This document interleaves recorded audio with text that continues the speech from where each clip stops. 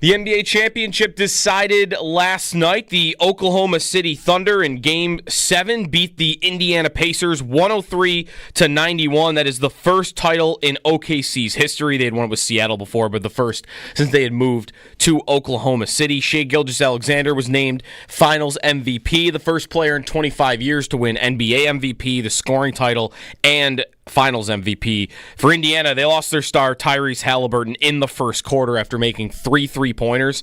He went down with what everyone perceives to be a torn Achilles. It is an Achilles injury officially by the team. So the NBA season is over. The NHL season, of course, ended last week. The offseason gets really rolling this week. Friday is round 1 of the NHL draft. We will have coverage all night on Friday starting at 7 p.m. and leading you through 11 and even beyond that here on WGR. PGA yesterday, the Travelers Championship. Tommy Fleetwood, who's not won on the tour, was tied for the lead, missed a short putt, and then Keegan Bradley makes one to win. He's the Ryder Cup captain a little bit later on. And in the NFL, minicamp for the Giants was late, so they were practicing even this weekend. Malik Neighbors was not doing work. Brian Dable says they are still managing his toe injury, but he should be ready to go by training camp. That's your Paddock Chevrolet Sports Update. Paddock Chevrolet celebrating 90 years of being your hometown dealership.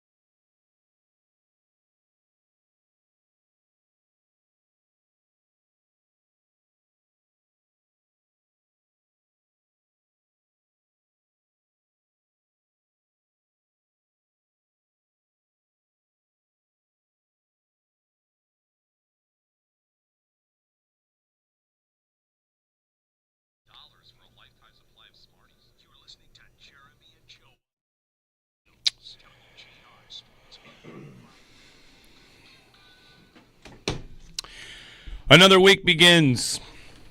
What a weekend, eh? It was nice. It was a weekend of just sitting in the pool for me for like an entire day. I did some of that, but the pool we had, well, my mother-in-law has a pool, so we did that. We also put out one of those pools you put out for kids. Kiddie pools. But yeah, not exactly. It's more like a half slip and slide, half pool scenario where basically I was just laying in 3 inches of water in the backyard. Not quite. It's not a. If I said we had a pool, and you came over, you'd say that's not a pool. That's like a splashy pad with. It's got poolish features. Water. It's okay, but it's a slip and slide that I'm having trouble even visualizing what you're. Picture a giant circle. Yeah. That the edge of it fills with water and then shoots out like a fountain into a flat surface that can max out at 4 inches. Okay.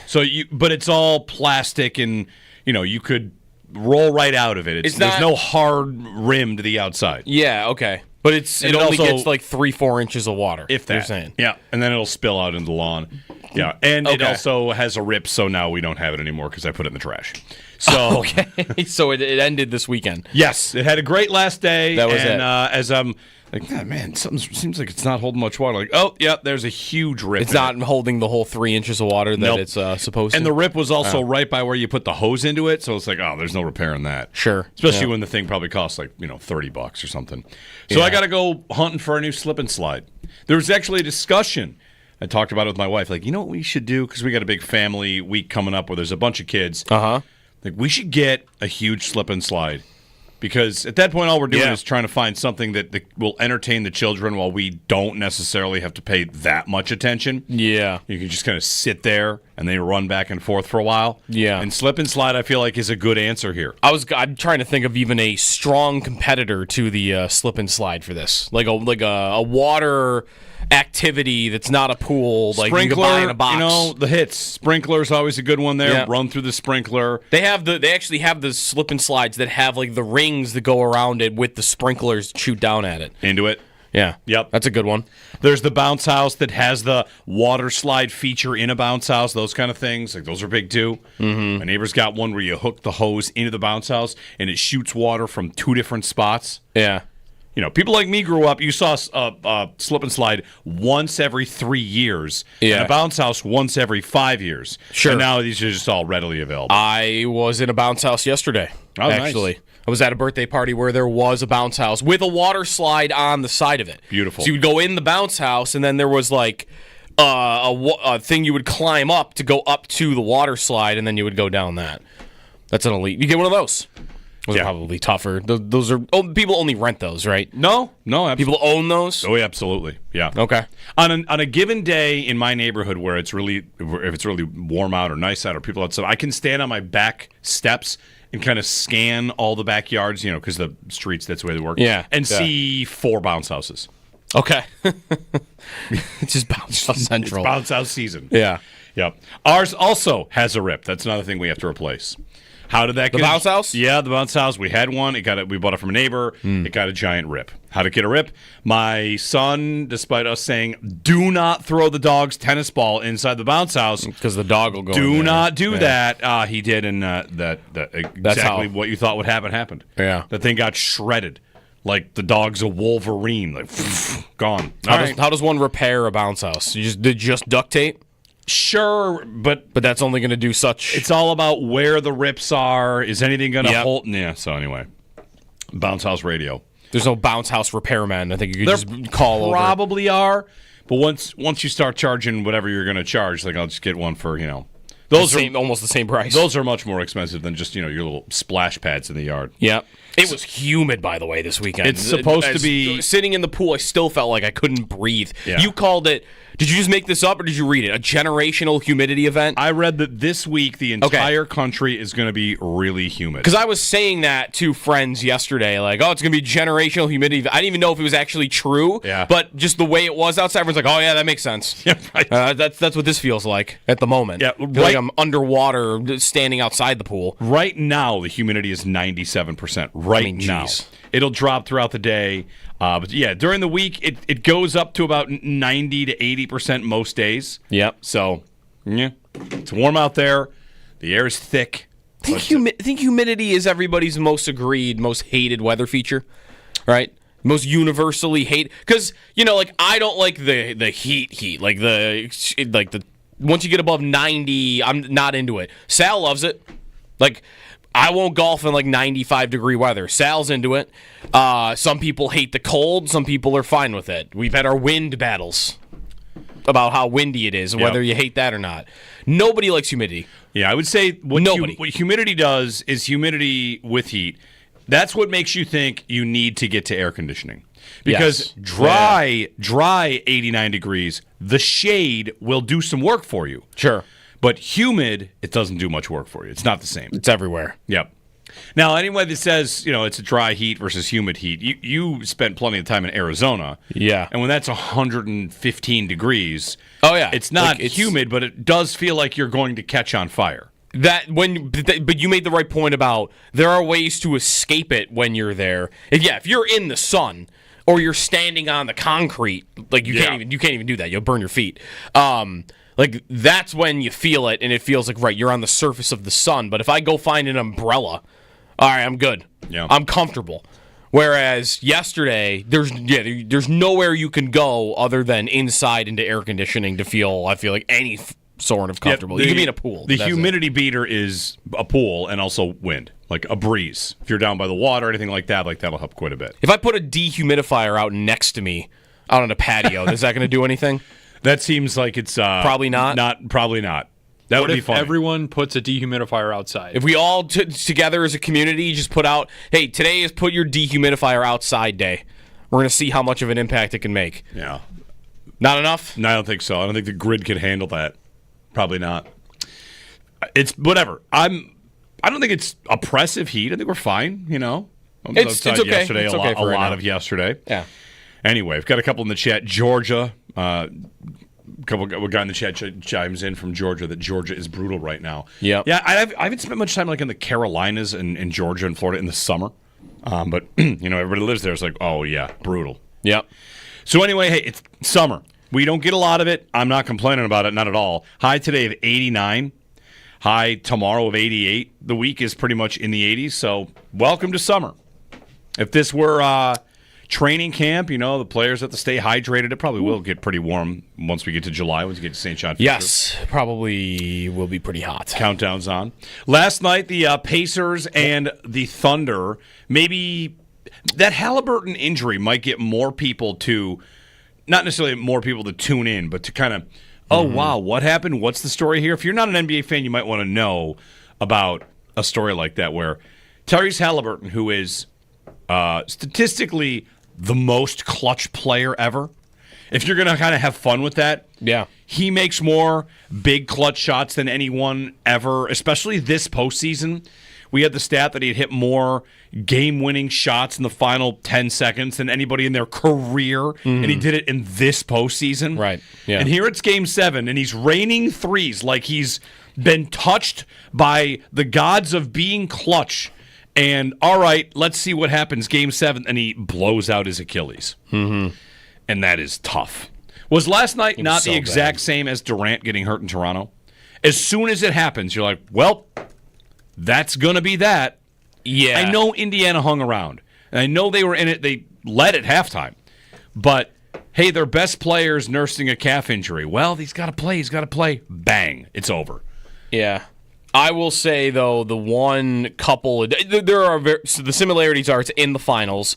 They had both had calf injuries going in. That they were trying to manage. Right. And that was mentioned about Hallebertton. Like, hey, this happened to Durant. He pushed it. It was the finals. It was a calf injury. He overcompensated, snap, and now he's out for a year, the next year. The one key difference that I'll mention with that is that happened in Game 5 of that series, not of Game 7, and not a quarter in, like Game 5.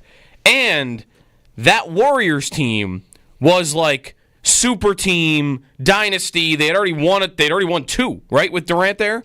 So he goes down, and there would have been some curiosity, like, oh, let's see if they could do it without him again. Like, we've seen them do it without him. Now it's back to Steph, Clay, and Draymond without Durant, and they can win this. This is going to be, you might have thought going into that would have been a blowout in favor of Golden State. I don't think it was. But that would have left curiosity. Last night it felt like the moment Hallebertton goes down, like, oh, this game was maybe on its way to being like a legend status type of game, and him going down is, it's tough. Took all the wind out of the sails. Like, I was so pumped up for that game last night, and it started great, and then It started great, yeah. he goes down like that, and too, like your mood changes, right? Like, I'm into it, I'm pumped up. Your mood changes not just on him being injured, but slamming his fist on the ground. ESPN couldn't show you enough of his reaction on the ground, right? Like how upset he was, and his dad crying in the stands. Like it was emotional. It really watching did, him go down that way. It really did change everything, all the way to when they come back from break and the big music is hitting, and it's like, oh, here we are. That break, did you notice, by the way, how long that break felt? It was long. That was like a 5-6 minute, maybe it wasn't that long. It felt like it was that long, though, that commercial timeout. All the prepackaged Game 7, it's the moment, it's this, and, Mike Breen's pumping up from break, and when you come back, just like, yeah, man, like, it puts a pall that hangs over everything. It's like, ugh. All right, the best player for one team, or maybe the most important player for one team, got an injury that's going to keep him out all of next year, too. Right. Because that's usually what it does. That's what happened to Tatum. 3 Achilles blown in this postseason, and a couple right before the playoffs as well. Like the load management conversation in the NBA has probably annoyed a lot of people. It's about to get a lot louder. If you watch basketball, you're going to see the load management conversation go to new heights. Both these guys, Tatum and Hallebertton, played not only long postseasons last year, but like international play, 100 games during the season. I saw a ton of takes about shortening the regular season last night. Like, here we are. Yeah. It's it's not to say that has no merit, Yeah. but I mean, the idea of shortening a regular season has always to me seemed ridiculous because these teams are not going to just give up money. No, you know what they might do? Actually, I think LeBron had this idea, or I've heard him talk about it at least, is that they're going to shorten the minutes in the games. That they'll do 40-minute games instead of 48-minute games. And that'll be their load management without getting rid of games so they could still charge the same amount for tickets. Yeah. That's what they're going to do. Well, or what they could do. They haven't done that, but I guess I've never thought about it this way. Whenever you go to make a rule change, people say, what about all the records, right? What do you do when you shorten a game? I think that's actually when I heard this clip of it was LeBron on his podcast. He was with Steve Nash now. He said that about the 40-minute games, and then the next thing out of his mouth was about the records. And how, like, well, you're tampering with history, though, if you do that. Which, you would be, but it's already so different that I'm not even sure that it really matters. I don't know, like, how do you prevent Achilles injuries? Like, in sports, they just kind of happen, and, like, they're kind of the worst because they just happen on an instant like that. Non-contact. Non-contact. How are you supposed to prepare for that? I guess in these instances, like a couple of the common points, not for all of them, but like Hallebertton and Durant you have calf injuries going in that might be contributing to it. But like, why does Aaron Rodgers tear his Achilles? Yep. Why? It's just the way his foot hit the ground in that one moment. It just that was it. Did you appreciate where we are in society where we're all commenting on? Oh yeah, there's the pop. Oh yeah, like there's the moment. You could see the reverberation. We all got to know that when Rodgers blew his out. I mean, it's not the most disgusting injury there is because all it looks like is like a little ripple on the muscle. No, it can make you squeamish. It's though. a little squeamish, but at least there's not bone sticking out of skin. Sorry, 6 a.m. people eating breakfast. Maybe. Jeff Stotts had the numbers on this. If Hallebertton was the Achilles, which it is, the 8th tear of the season in the NBA, the previous high was 5. In 2014-15. Now, what does the NBA do with that data? The NFL takes concussions and decides to change rules on kickoffs to get those numbers down. Does the NBA rather think they have an Achilles tearing problem? 8 in 1 year, which is nearly double the previous high. I don't know. Like, it might be a one-off. Is someone going to go to work on, do the high-top shoes actually protect you more than the low-tops or something? Yeah. Because I think players are starting to wear low-tops more and more often. Giannis's brother tore his in the offseason, and another prospect, Jalen Moore, injured in a pre-draft workout. So those two don't even count. Yeah. 8, and then 2 other guys that did it right before the season began. So, all right, what do you do? If you think about the injury, what injury... Jay McKee is what people might say here. What injury changed the course of a narrative? What injury changed the course of a season of who won more than any other? Do you have one top of mind? Because last night when that happens, my first thought is Kenyon Martin in Cincinnati. Oh. Which is way back. But Kenyon Martin broke his leg. I'm pretty sure he broke his leg. Mm-hmm. In the conference championship for Cincinnati, they're the number 1 team in college basketball. They are dominant. They're amazing. I want to say they're 33-1. And he breaks his leg and the tournament starts. Like, well, there you go. Like, it's over now. You were probably going to win the title. You should have won the title. Who knows if you do? But that injury, and if you're a Cincinnati fan, it's like, well, I guess we're going to watch them play the games. But there it goes. We have someone in the chat saying, imagine if, and I don't even want to speak it into the universe. Oh, I don't even, you know what? I have the tab open. I'm not even going to click it because I think I know. I can imagine what the person's about to say. Imagine if the Bills, a big game. Don't you write those words in that chat. The biggest game. The biggest game. Because that's going to be, for an Indiana Pacers fan, last night, that's their Jay McKee moment. It's probably even worse because you're into Game 7 of the finals. Yeah, it's probably worse. You're not in the conference finals. You're in the finals. And you're one of the best underdog stories ever, and everything kind of lined up for them to have a real claim to it. Like, it's Game 7. He's your best player, your most important player. He's on fire to start the game. Like, he's hitting 3-pointers from the moon almost. Like, he's not at the 3-point line. He's taking those shots from way back, and they're going in. And then it's the first quarter, and it happens. Like, they're going to for a lifetime be like, that was the one. If Hallebertton doesn't get hurt. Right, does he score 60? Pacers fan's going to say that for 50 years. Right, like he was about to have his legend game. And man, that game at the end, nobody could make a shot. I mean, SGA wins the title. He tried to hit 10 daggers at the end, and he couldn't do it. So he went back to pushing off and flopping on the ground. So, like, if Hallebertton is in that game, he's the opposite of that. Maybe he does win it. It's happening in that moment. Like, I don't know. It would be the equivalent of a quarterback. Here comes the Super Bowl, and in the first quarter, bang, there he goes, down. And, like, that hasn't happened in a Super Bowl that I can remember. Like, Foles starts and wins a Super Bowl, but, like, that's so different because, one, he wins it, and he had been in for weeks. Yeah. So... I'm going to speak this into the universe again. Have we ever had a quarterback leave this? I mean, Kelly, Jim got hurt but that game's a blowout at the time, right? But is that the last time? What's the score of that game when he gets hurt? Somebody on Twitter will know. Somebody on the chat will know. The fourth Super Bowl, the third one. The third, where Kelly he gets hit by Ken Norton, I believe. Uh-huh. How many passes had he attempted? He was injured in the second quarter of that game. Okay.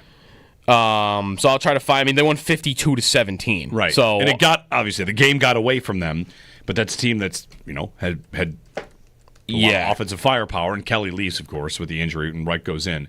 That's the last one where a quarterback got hurt in the Super Bowl. I can't remember. I can't remember a guy leaving even for because I mean it's the Super Bowl. The guy's leg would have to be hanging off for him to not try, or it would have to be this specific injury because this is one where like I just don't think there's anything he could do. Like, right. You can't put weight on it. Yeah, I can think of championship games. Joe Montana gets knocked out of an NFC championship game. Rich Gannon gets knocked out of an AFC championship game. Brock Purdy knocked out of an NFC championship game along with their other quarterbacks, and then Purdy went back in with the inability to throw. Like we've seen the big injury change championship games. The Super Bowl, I can't think of the last time it did happen. Kelly goes out. It's 14-7 Cowboys in the second quarter. All right, I mean like it's a game. It's alive, at least. It's alive. Yeah, he only attempted 7 passes in that Super Bowl. It's tough. And then the rest were Reich. Dwayne Rollison got hurt in the Stanley Cup Finals for Edmonton, right? Yep. And whoever their backup was, too. Who was that? They got down to their third guy? They were on their third goalie. I don't remember that. Yes, they were on their third goalie, and they took Carolina to 7 games. Who is the goalie that's playing against Carolina that year? All the more reason why it's a fake cup. By the way, fake cup there in Carolina. That's how we know we're softening. You used to have that name top of mind. You're right. The goalie that Carolina beat in 7 games. I still got Janik and Gilson, but I don't have... The Edmonton goalie. Give it to us. Salo, maybe? Sammy Salo, I think he's hurt too. I think it's their third guy. He's the other one that's hurt? Maybe. There's another guy that plays in that series. Okay. Anyway. Okay, so Rollison is the starter. Conklin is the backup. Ty Conklin's hurt. And the guy who plays 6 games is UC Markkinen. Yeah, there you go. There had that name. There was a time where I had that name. We used to have it. UC Markkinen. They needed 7 games to beat UC Markkinen. Yeah. On an 8 seed. By the way, speaking of injuries in the finals, Durant in that Toronto series goes down. In that last game, I think it might have been in the first half too. He was lighting them up. Wasn't he? No. He goes down in game 5. Okay. I think in the clinching game, which is maybe game 6, Clay goes down too. Tears his ACL. Right. So, like the last 2 quarters of that game, and it's still a game, and Golden State's trying to push game 7, like it's Steph by himself again. Yeah. And he almost, he has a shot to win game 6 and just misses it. So, like, you could say both of them. It's crazy, though, that I can't think of a Super Bowl one. The biggest Not injury, even a non-quarterback. The biggest injury in a Super Bowl that mattered the most in a Super Bowl. Because there's nothing I'm thinking of that compares to like what happened last night to Indiana at all. Chat points out Benford in the AFC Championship game concussed. That's right. That happened. Bills lost a very important player in the AFC Championship game. Yep. 803-0550. Anyway, good morning. Jeremy and Joe. Oh, Joe Theismann in 1985. That wasn't the Super Bowl, though, right? When he broke his leg? That famous play is not the Super Bowl. No, that's against the Giants. So okay. He might have gotten hurt in the 85 Super Bowl. I don't know. Whatever. Or maybe it was the NFC Championship game or something. Yeah. Anyway, Tough. Good morning. And then there's Tommy Fleetwood, who had a lead through 71 holes and had the old he bogeyed and the other guy birdied. Keegan Bradley being pushed as Captain America to win that tournament late. Rough one for Tommy Fleetwood, who has never won on the PGA Tour. Yeah, most top 10 finishes on the PGA Tour without a win on the PGA Tour. That's what made it more heartbreaking for me, was that everyone seems to like him, right? Oh, yeah. Fleetwood? Yep. And just didn't everyone feel so bad for him in that? Like, now I have my guy, though. He's my guy. I want to win the Open Championship more than anybody. He's really good. Everyone likes him. He wouldn't a moment like that. Like let me see your response. That would not break his winless in the United States streak, though. He's still never won a tournament here. He's won tournaments, just not on the PGA Tour and not in the U.S. Sure, right. So he's won over there. He's All right. If I hear if he wins the Open Championship and one person, the next person goes, do it at the Genesis Open. That's right. 803-0550, our phone number. Kevin Durant got traded for a million things. He's now on the Rockets. Plenty to get to today. It's just me and you, Jeremy and Joe. Owen's here. Josh is here. Plenty to talk about for the weekend. I got to check in with Owen on our cooler theory.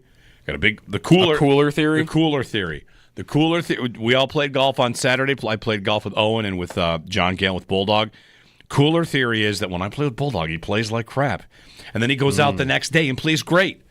And he played with me on Saturday, and let's just say he was a little upset with himself on a couple things. None of us played really that well. Mm-hmm. And then Bulldog played on Sunday and beat Owen without me there. Cooler theory. It's still alive and well. And we've got to talk about the Sabres, of course. It's got to be a big weekend movement for the Sabres. Trades are happening. They're linked to everything.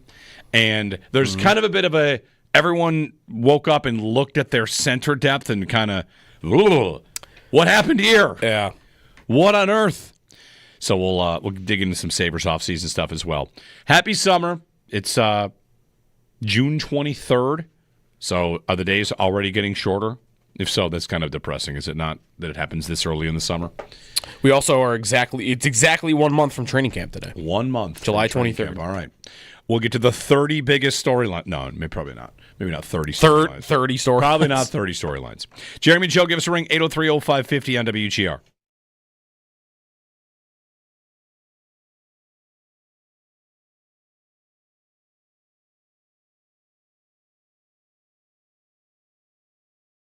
They have signed in 5 off seasons with Kevin Adams 6 players in unrestricted free agency to multi-year contracts. Right. 6. And one of them is Josh Dunn, who's like an Amerks player. Yeah. So it's really 5. The 6 players to get multi-year contracts: Connor Clifton, Ilya Lyubushkin, Eric Comrie, Cody Eakin, Josh Dunn, and Sam Lafferty.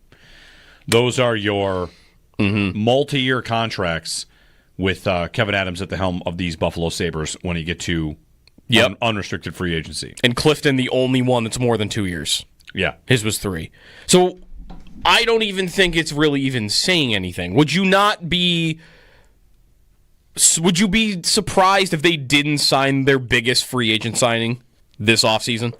They want to do something big. Not counting Taylor Hall, because it's 1 year, $8 million. Right. But in terms of total money given out, right now it's Clifton at $10 million. Yeah, will they give out more than $10 million in free agency? I think they'll give a player more than $10 million in free agency this summer. Okay. The bar is so low. Like, the list of available free agents, I mean, you could scroll down the list. I mean, I'll scroll past all the big guns: Besser and Bennett and Marner and Ekblad, Marchand, John Tavares, Duchesne, Gavrikov. Like, I'll just keep going and going and going. All right, let me get down to Victor Olofsson. Let's pass that one. Is this the year that... I'm trying to find one that doesn't, like Patrick Kane. I'm trying to find one that doesn't mean a million other things. I mean, I'm looking at the same list, and I was just going to say, is this the year that Patrick Kane's on the team? Maybe. Does you want to bring Jonathan Toews with him? Because he's back. Is this the year Patrick Kane is back? What is convinced Patrick Kane? If he wasn't convinced of them 2 years ago, I don't know why he'd be convinced now. Because he wants to play and has fewer options? Dmitry Orlov is like the 7th, rated defenseman in free agency by the list that I'm looking at. What's he going to cost? Probably more than $10 million total. Yep. I think his cap hit was $7 million last year.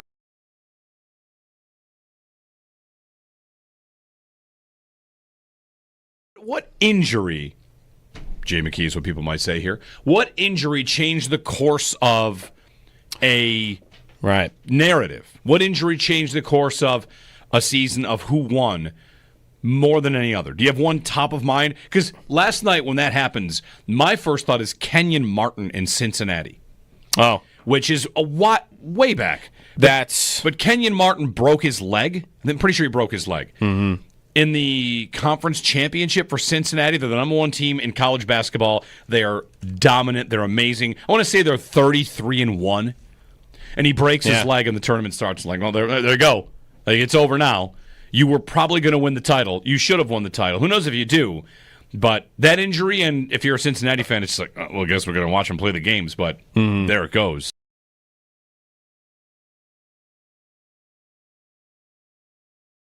The humidity beater is a pool and also wind, like a breeze. If you're down by the water or anything like that, that'll help quite a bit. If I put a dehumidifier out next to me, out on a patio, is that going to do anything? That seems like it's probably not. Probably not. That would be fun. Everyone puts a dehumidifier outside. If we all together as a community just put out, hey, today is put your dehumidifier outside day. We're going to see how much of an impact it can make. Yeah. Not enough? No, I don't think so. I don't think the grid could handle that. Probably not. It's whatever. I don't think it's oppressive heat. I think we're fine. I was outside okay. yesterday. It's a okay lot of yesterday. Yeah. Anyway, we've got a couple in the chat. Georgia. A guy in the chat chimes in from Georgia that Georgia is brutal right now. Yep. Yeah. I haven't spent much time in the Carolinas and in Georgia and Florida in the summer. But everybody lives there. It's like, oh yeah, brutal. Yep. So anyway, hey, it's summer. We don't get a lot of it. I'm not complaining about it, not at all.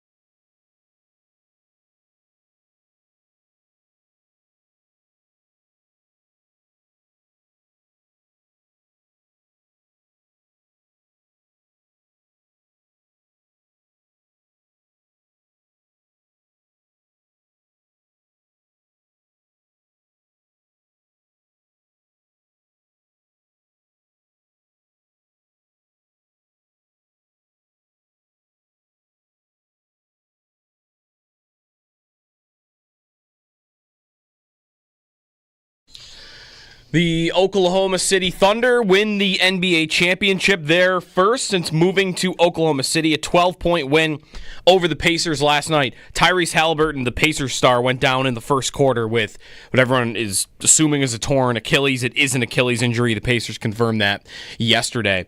He had made 3 3-pointers in the first before going down. So OKC wins the title. SGA, Shai Gilgeous-Alexander, wins Finals MVP.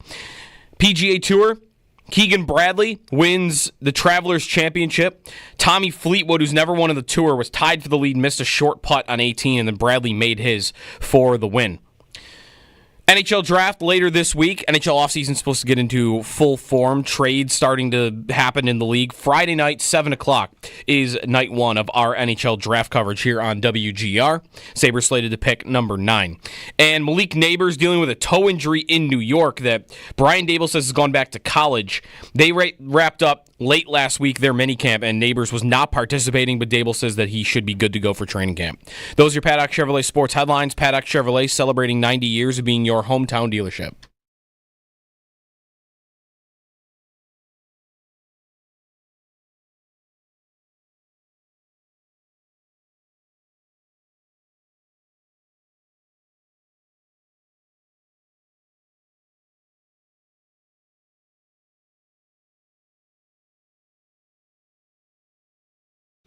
The Thunder have taken the NBA by storm. For the first time, the NBA champion resides in Oklahoma City.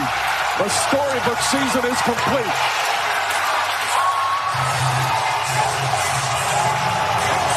They were the best team in basketball from start to finish. And they're the youngest NBA champion in 48 years. Mike Breen on the call. They were an excellent team all year. They were the best. They were the only team. They were the third team ever to enter the finals with 80 wins. Yeah, and it's them, a Warriors team, and a Bulls team, and that was it. Credit to the Pacers for taking them to 7 games, and then in Game 7, they lose Hallebertton, so that's tough. Right, everyone thought it was going to be a sweep. Yep. Losing Hallebertton was tough for me because I had decided that this game should once and for all be the Bulletin Board Bowl. We should decide whether or not we're ever going to care about the stupidest stuff. I can't. Maybe I'm a sucker here. I'm an idiot, and it's probably true because it's good for storylines. It fills papers, but the things that we now dedicate air to about Rick Carlisle saw a couple of buses that were already painted. Now the Pacers are going to be so mad. This goes back to the Bengals claiming they were mad because the Bills and the Chiefs had tickets for sale for a game because, planning for a game is something people do. Bulletin board material. My God, people get so caught up in it. It drives me nuts. Exclusive. Look. Everywhere. Look. It's everywhere. The Thunder have buses that are painted with NBA champions. Yeah. Rick Carlisle. Game 7. Fellas, I know we were pretty fired up. I know. This is literally a championship game. But did you see the buses? Can you believe these guys on the other side? They think they might win this game. Uh-huh. And they might have made some plans in case they did. Uh-huh. The nerve. Well, we're going to show them now. Sorry. It's Monday at 6:30 a.m. I get so... wait till Jeremy sees people get upset about the Bills' Madden ratings. I did. Here we go. I saw that. There we go. They needed it. That. You know what? We are at a point where it's so forced sometimes that the first thought I had when I saw this, I wonder if they like asked Madden to do that. Like, hey guys, we don't have enough doubters this offseason. Like nobody's doubting us. Like, can you drop us to like 83 for sure. Just so I can put something up in the locker room for the fellas. For those that missed, the Madden non-official ratings, like some beta tested rankings, were released, and the Bills were behind the Browns and that the was Steelers. Everyone was flipping out. They were behind Cleveland. Yeah, right. Which is ridiculous, sure, but who cares? Anyway, 803-0550. Good morning. It's Heat Week. It's hot. It's going to be hot again, and hot and humid. Tom in Lockport. Hey, Tom. Good morning. Yes, I was about the player going down, Bob Lanier for St. Bonaventure back in 1970. They were going to the Final Four, and they lost him the game before the Final Four. Yeah, it's tough. Trying to think who else. Somebody else right before the Final Four. Bob Lanier, of course, famous moment injury. Alters the course of history, maybe at least in the Final Four. Yeah, I hear that story a lot. That they were going to win. They were going to go further, or they were going to win. Yeah, right. If that hadn't happened, I don't feel like Arinze Onuaku is a household name for something like this, but that happened to Syracuse. They were an amazing team, and they lost Onuaku in the Big East, if it's the Big East at the time. I mean, this dude Hallebertton getting hurt last night. They just did the top 10 plays of the entire NBA playoffs. Is he got 7? I think he had 5 of them. Yeah, he had 5 of them. Also interesting that the team that won the title didn't have a single one of them. But it sucks that he got hurt. It really is the worst that he got hurt. And listen, these are as close as we're getting for comparables. How long ago was Bob Lanier? Is that 1975? Is that earlier than that even? We're into the 60s when that happened? I mean, you got to go far back to 1970. You want to find something that's kind of comparable. It is 40 years. Yeah, unless you're very familiar with the 2006 NHL playoffs on OLN. Right. When the Sabres lost everybody. Right. And Edmonton, too. 803-0550. Well, it's another example that asterisks, you want to talk things that aren't real. Asterisks aren't real. We don't put asterisks on anything. We always have the conversation, well, would you put an asterisk on that? You don't.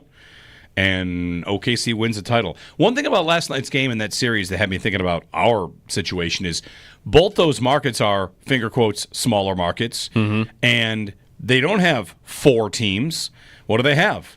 they have what they have. In Indiana, you've got the basketball team and the football team. And in Oklahoma City, you've got the basketball team and you've got probably college football. College football, yeah. But not, it's the following of the teams that were there last night. Like, these are, obviously passionate fan bases, and they finally get one. I was listening to a news report. It might have been like an NPR or something over the weekend on doing dishes. And they're interviewing people in Oklahoma City, and they were talking about the Thunder, I feel like the way that Bills fans would talk about the Bills if interviewed for a similar piece. It was, we're a small market, but if we were able to strike a blow with a championship, that would show everybody that we're not somebody, we're not just some little brother. We're not just some inferior thing. Just taking your sports team's success to be a thing that makes you feel like you're a bigger deal.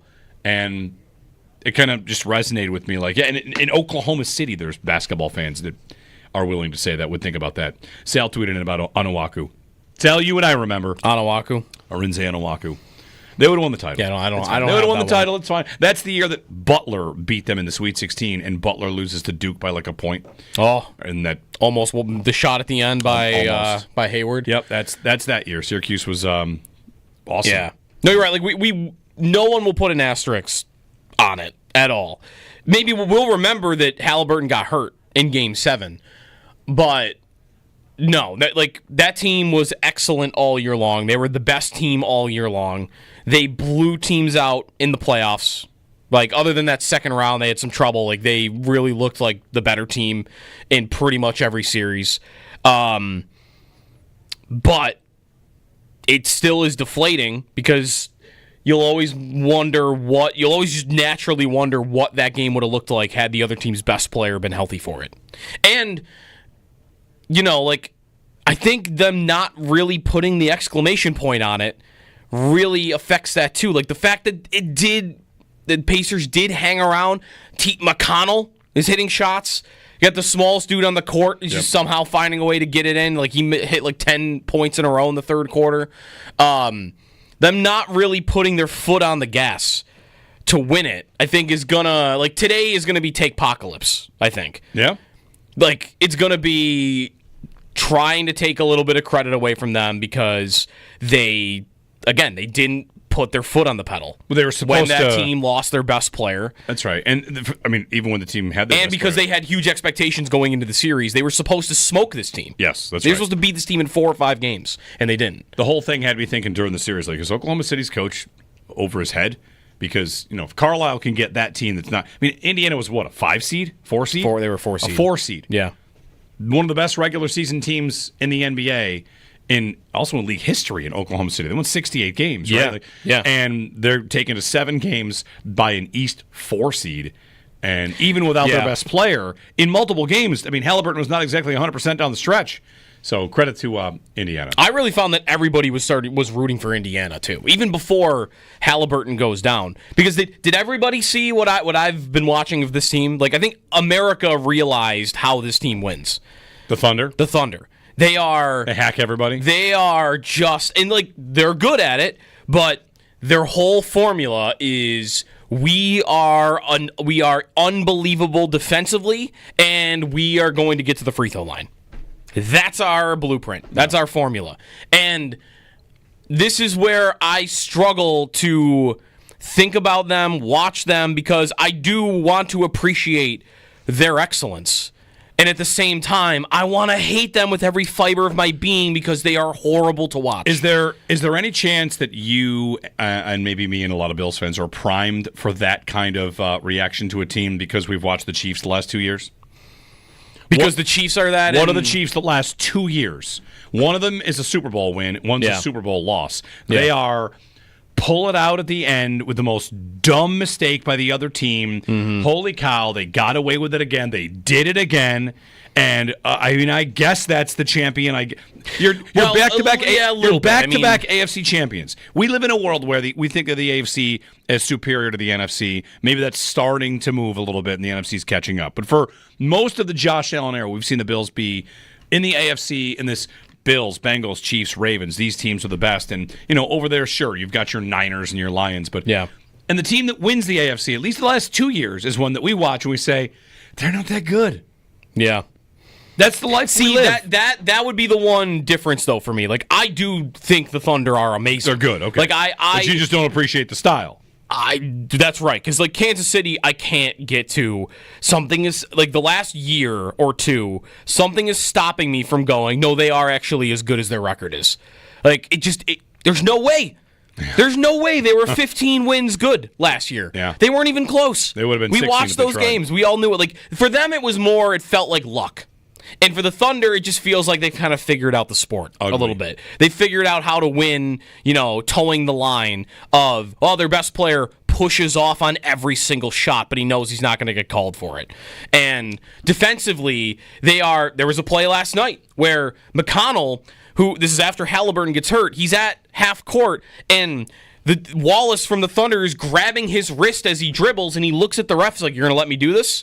And yes, they're going to, because the Thunder do it on every play. Yeah. And they're not going to call you for it in every play. So it's, maybe there's an element of something Kansas City that's going on for me too. But like the two examples I think of excellent and this is not great to watch, and I hope you don't continue to succeed, because that's the New Jersey Devils of the early 2000s, and that's Floyd Mayweather in boxing. Mayweather for sure.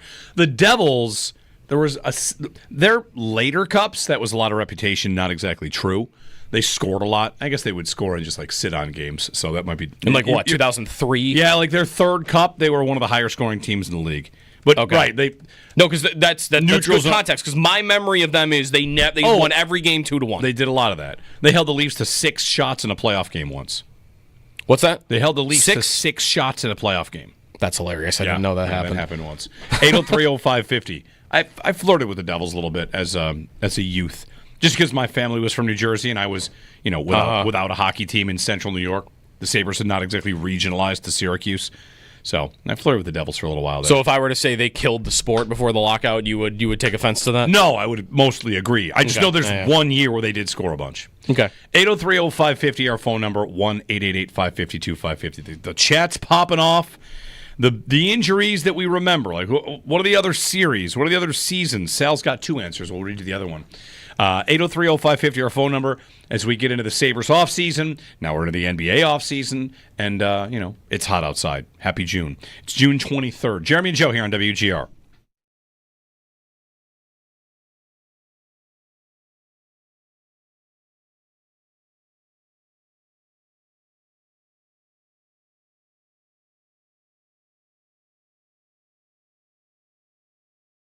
And now it's about trades involving the state tax and doing right by a player. Not to send him some... are the 10 no trade teams for a lot of these players the highest tax teams? It's a lot of Canada, and it's Buffalo, and it's... You might have to ask... teams that are probably bad and also... Like Seattle, for instance, like this guy's got a 10-team no-trade list. Who are the Kraken? Right? Who are the Seattle Kraken? They are a new team that made the playoffs a couple of years ago and didn't do much, and then they've missed the playoffs 2 years in a row. And they had 76 points last year. How many players on the team can you name? Like, they're not really a team flush with stars, right? Shouldn't a team like that be on a guy's no-trade list? Yep. Team that's not very good, doesn't have a lot really on the roster, and everything's kind of new there. They weren't on the list. I think maybe that would be more of it, that a team like Seattle could find themselves on a lot lesser of these lists, even though they're not winning. But it's, if I got to pick between a couple of teams that aren't winning, I'll leave off this team because my $4.5 million there is $4.5 million, and my $4.5 million in Columbus is going to be 2.8. If the difference would be that high. Right. So I think it would be more of an impact that way. Because just in a hockey sense, make every argument in the world that Seattle should have been on that guy's 10-team no-trade list. Yeah, probably. But they're not. Unless they were and he waived it to go there. But at that point, why weren't they on it in the first place? I don't know.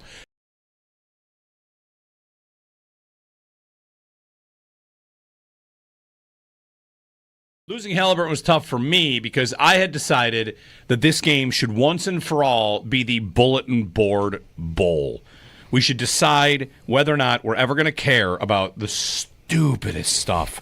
I can't. Maybe I'm a sucker here. I'm an idiot, and it's probably true because it's good for storylines. It fills papers, but the things that we now dedicate air to about Rick Carlisle saw a couple of buses that were already painted. Now the Pacers are going to be so mad. This goes back to the Bengals claiming they were mad because the Bills and the Chiefs had tickets for sale for a game because, planning for a game is something people do. Bulletin board material. My God, people get so caught up in it. It drives me nuts. Exclusive. Look, everywhere. Look, it's everywhere. The Thunder have buses that are painted with NBA champions. Yeah. Rick Carlisle, Game 7. Fellas, I know we were pretty fired up. I know this is literally a championship game. But did you see the buses? Can you believe these guys on the other side? They think they might win this game. Uh-huh. And they might have made some plans in case they did. Uh-huh. The nerve. Well, we're going to show them now. Sorry, it's Monday at 6:30 a.m. I get so... wait till Jeremy sees people get upset about the Bills' Madden ratings. I did. Here we go. I saw that. There we go. The humidity beater is a pool and also wind, like a breeze. If you're down by the water or anything like that, that'll help quite a bit. If I put a dehumidifier out next to me, out on a patio, is that going to do anything? That seems like it's probably not. Probably not. That What would be if funny. everyone puts a dehumidifier outside? If we all together as a community just put out, hey, today is put your dehumidifier outside day. We're going to see how much of an impact it can make. Yeah. Not enough? No, I don't think so. I don't think the grid could handle that. Probably not. It's whatever. I don't think it's oppressive heat. I think we're fine. I was It's outside okay. yesterday. It's a okay lot, for right a lot now. of yesterday. Yeah. Anyway, we've got a couple in the chat. Georgia, a guy in the chat chimes in from Georgia that Georgia is brutal right now. Yep. Yeah. I haven't spent much time in the Carolinas and in Georgia and Florida in the summer, but everybody lives there. It's like, oh yeah, brutal. Yep. So anyway, hey, it's summer. We don't get a lot of it. I'm not complaining about it, not at all.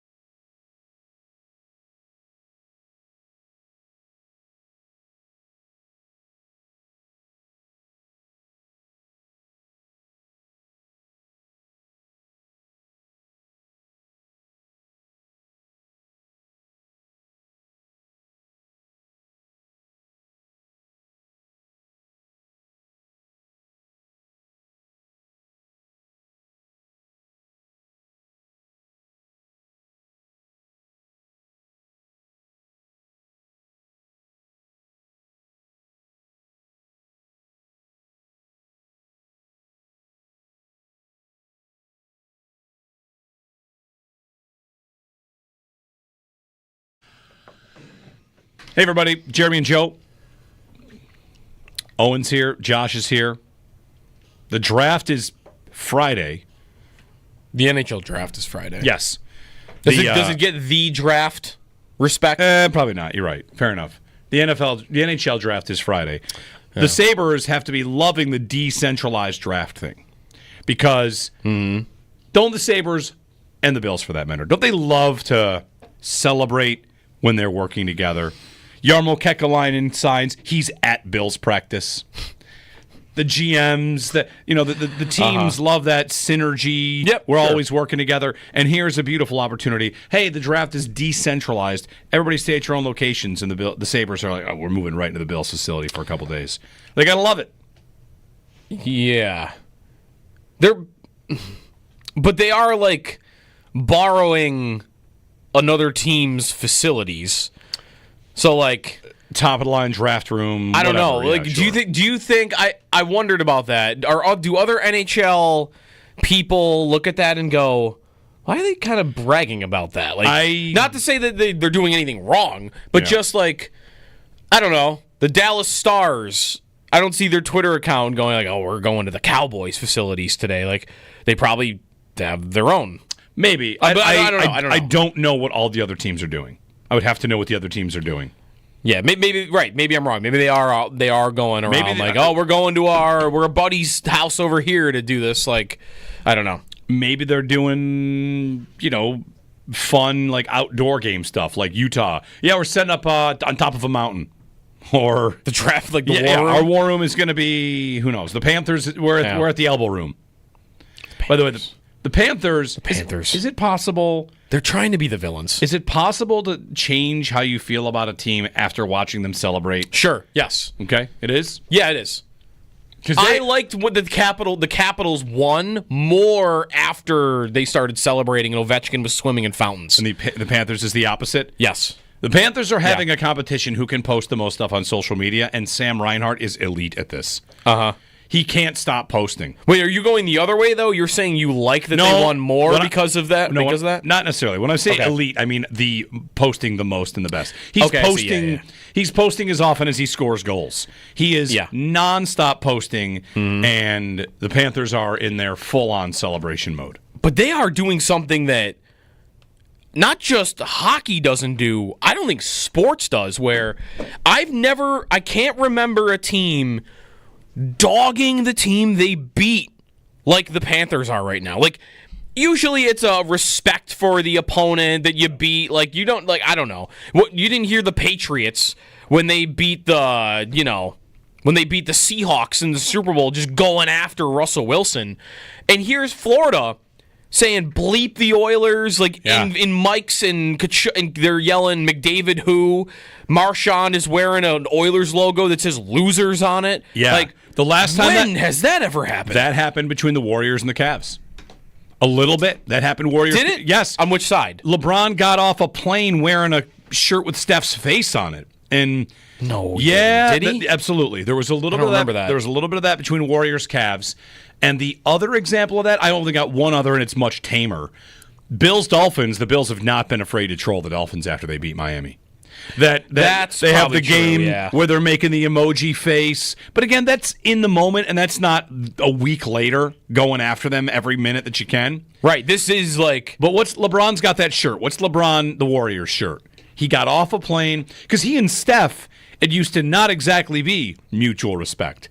Curry for a while was. Obviously. No, their bro ship has developed, I think, more. Yes, that recently. romance where they might, hey, we'd like to see them play together. That was not always that way. Because Curry is, an MVP. He wore an Ultimate Warrior T-shirt getting off the plane. So, like, it wasn't Steph's face on it. What did it say? It was like the Ultimate Warrior, like the WWE wrestler. That was the shirt he was wearing. Okay, then he did something else. Then maybe he did something else, too. But the shirt he was wearing off the plane was just the Ultimate Warrior. And I don't think there's any Steph. Okay. Maybe he did something else. Okay. We know J.R. Smith didn't because he didn't wear a shirt for like a year after that. Even if he did something, nothing like this. Here's an article. Bleep the Oilers and Connor McDavid. Who? That's crazy. I kind of hate. It's good though, right? Like didn't we have this conversation on Friday? Like we want villains. All right. And they are leaning into being like, hey, if you don't hate us yet, I've got a couple. You better answers. hate us for next year. There was a Halloween party LeBron threw where one of the decorations was a drum kit that said 3-1 lead. They had cookies that were Clay and Steph's gravestones. And another famous one, don't forget the number of times the Patriots trolled 28-3. On Atlanta, including the championship ring that year had 283 diamonds in it because of 28-3. So that's subtle. That's not exactly bleep the Oilers. No, right. Bleep the Oilers being on the Panthers ring, for instance, would be crazy, I think. Yeah, that's right. 803-0550. Happy Monday, Jeremy and Joe. We'll get to some Sabres chatter here. The offseason upon us. And Frank Saravelli, the guy is going bold on Peterka. Expects him traded before Friday. I expect him traded by Friday. Okay? We'll see about that. We'll dig into that a little bit, what the Sabres' options might be. I feel like they're going to trade for Pettersson. That's my latest. I think they're going to do that. If that move is still out there. For Pettersson? Yeah, I think so. We'll see. 803-0550. Jeremy and Joe on WGR.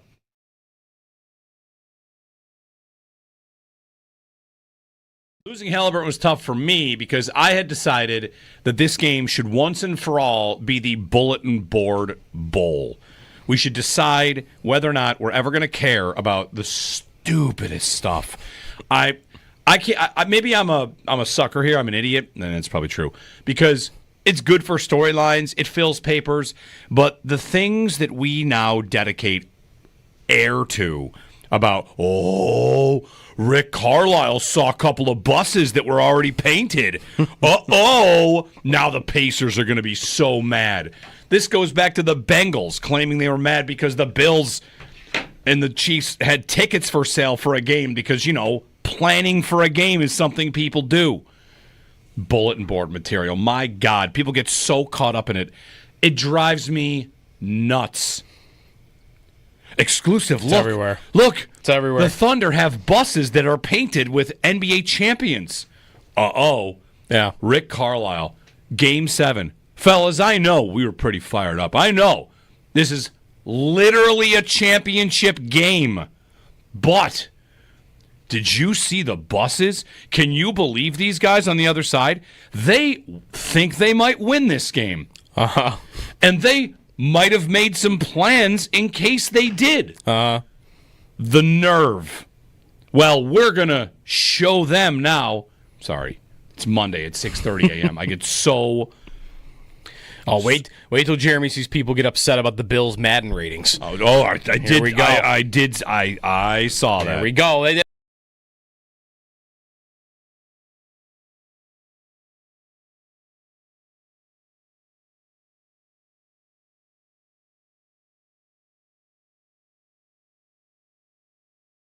They have signed in 5 off seasons with Kevin Adams 6 players in unrestricted free agency to multi-year contracts. Right. 6. And one of them is Josh Dunn, who's like an Amerks player. Yeah. So it's really 5. The 6 players to get multi-year contracts: Connor Clifton, Ilya Labushkin, Eric Comrie, Cody Eakin, Josh Dunn, and Sam Lafferty. Those are your multi-year contracts with Kevin Adams at the helm of these Buffalo Sabres when you get to unrestricted free agency. And Clifton, the only one that's more than 2 years. Yeah. His was 3. So I don't even think it's really even saying anything. Would you be surprised if they didn't sign their biggest free agent signing this offseason? They want to do something big. Not counting Taylor Hall, because it's Taylor Hall. 1 year, $8 million. Right. But in terms of total money given out, right now it's Clifton at $10 million. Yeah, will they give out more than $10 million in free agency? I think they'll give a player more than $10 million in free agency this summer. Okay. The bar is so low. Like, the list of available free agents, I mean, you could scroll down the list. I mean, I'll scroll past all the big guns: Besser and Bennett and Marner and Ekblad, Marchand, John Tavares, Duchesne, Gavrikov. Like, I'll just keep going and going and going. All right, let me get down to Victor Olofsson. Let's pass that one. Is this the year that... I'm trying to find one that doesn't like Patrick Kane. I'm trying to find one that doesn't like a million other things. I mean, I'm looking at the same list, and I was just going to say, is this the year that Patrick Kane's on the team? Maybe. Does you want to bring Jonathan Toews with him? Because he's back. Is this the year Patrick Kane is back? What is convinced Patrick Kane? If he wasn't convinced of them 2 years ago, I don't know why he'd be convinced now. Because he wants to play and has fewer options? Dmitry Orlov is like the 7th, rated defenseman in free agency by the list that I'm looking at. What's he going to cost? Probably more than $10 million total. Yep. I think his cap hit was $7 million last year.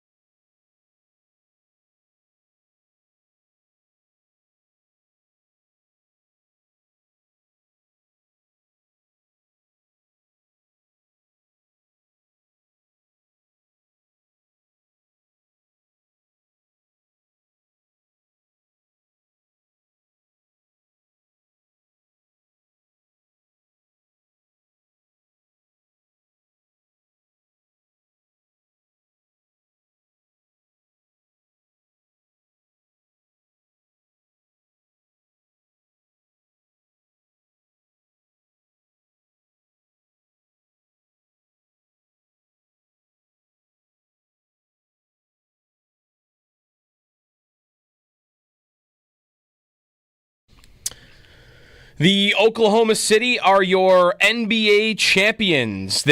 Oklahoma City Thunder, win 103-91 over the Indiana Pacers. The Pacers losing their best player, Tyrese Hallebertton, to what is expected to be a torn Achilles. It was definitely an Achilles injury, and everyone thinks it's torn. He left, couldn't put weight on it. He did not return. That was in the first quarter after he had made 3 3-pointers in the first. Pacers couldn't recover. They lose by 12 in Game 7. That's the first title for OKC since they moved there. Seattle had one back in the 70s in the franchise's history. Shai Gilgeous-Alexander wins NBA Finals MVP, the first player in 25 years to win MVP, the scoring title, and Finals MVP all in the same year. PGA Tour, Travelers Championship, Tommy Fleetwood, who's never won on the tour, was tied for the lead on 18, missed a short putt. Keegan Bradley made his. He wins the Travelers in Connecticut. NHL Draft this weekend. Friday is round 1. We'll have coverage 7 to 11 here on WGR. The Sabres slated to pick number 9 overall. That's your Paddock Chevrolet Sports Update. Paddock Chevrolet celebrating 90 years of being your hometown dealership.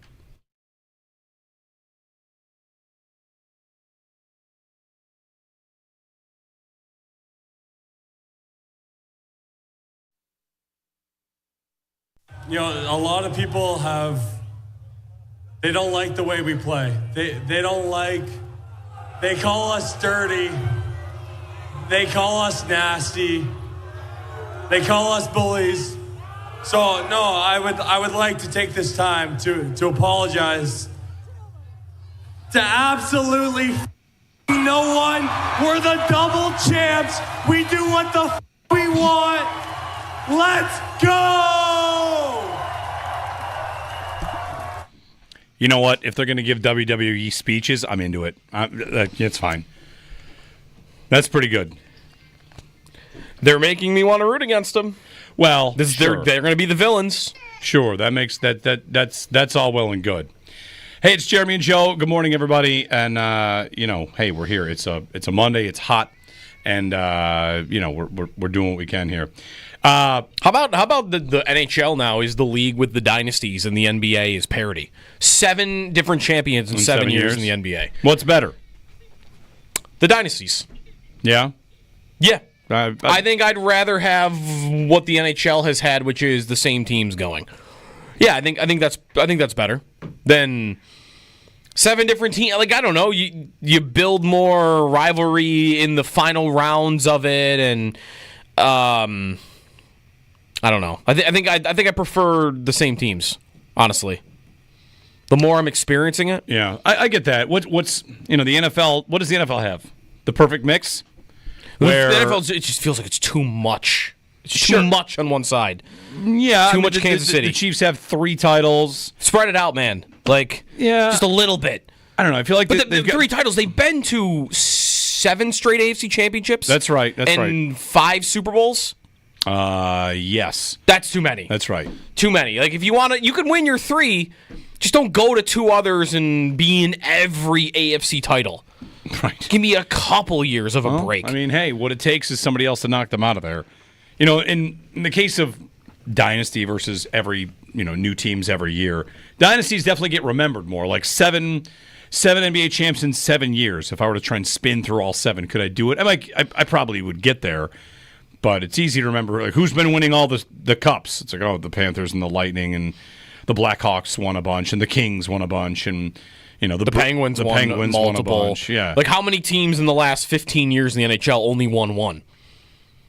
It's not a ton. The Blues. The Blues won 1. The Bruins. Sorry, I just want to say that. Like, the Bruins got 1. And the Avalanche. All those years of being good, the Bruins got 1. Is that it?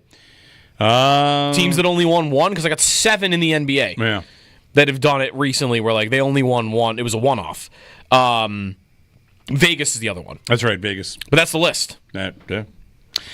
803-0550, our phone number, and 1-888-550-2550 to join us, Jeremy and Joe. One thing I was going to mention about, so we started the show talking about, injuries, where you felt like the outcome got changed. And we've got our fair share of those locally that we know about. Who knows if Hallebertton plays, if they ultimately beat the Thunder last night. But he gets injured, and it really puts a big wet blanket over the over the entire game. Like, oh, well, all right, there's a big injury. Tatum, of course, that happened to him earlier. They were down 3-1 in that series, though, when he got hurt. What's the one that you believe the most? The outcome would have been different. It's really hard not to say the 06 Hurricanes. The 06 Hurricanes. It's because 100%. But that's not only how important the player was. That's also sheer volume. Sure. You lost so many players. It's not the same as last night. In the Hurricane series, I guess last night is the Jay McKee moment where before Game 7, after Game 6, you learn, oh, by the way, Jay McKee's not going to play in this game. Mm-hmm. So that's big. But McKee on his own, all due respect to Jay McKee, that was as much everybody's already hurt. It can't be another guy.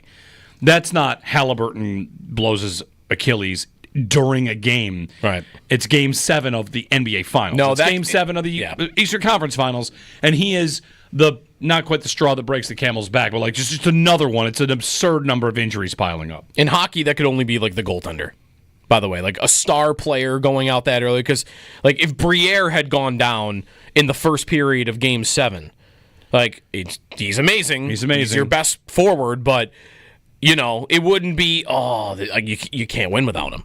Like that's a little. There's more of that in the NBA with your star player, but if your goalie, like if Miller had gone down in the first period, I think that could be different. Maybe, and that's why goalies get pulled and teams do win. I get what you're saying. I'm thinking like McDavid goes down, and then that would be that. How are you going to win without that guy? That would be that. No, but right, it's the volume of it, because I fully believe they would have won that series. They had the lead going into the third period with 4 AHL defensemen. Right. But that was luck. It really was luck. In that game it was. Carolina's goal was lucky. The Sabres got a Jochen Hesch special behind the net. I know. He tried to do that. He always tried to do that. That's right. But then even too, with that Carolina team, it's why I still kind of hate them, because they were able to win, because even after all those Sabres defensemen get hurt, we just went through it in the first hour. The Oilers are down to their third-string goaltender in the finals. That was an 8 seed, by the way, and you got their third-string goalie. Yeah, that's the team.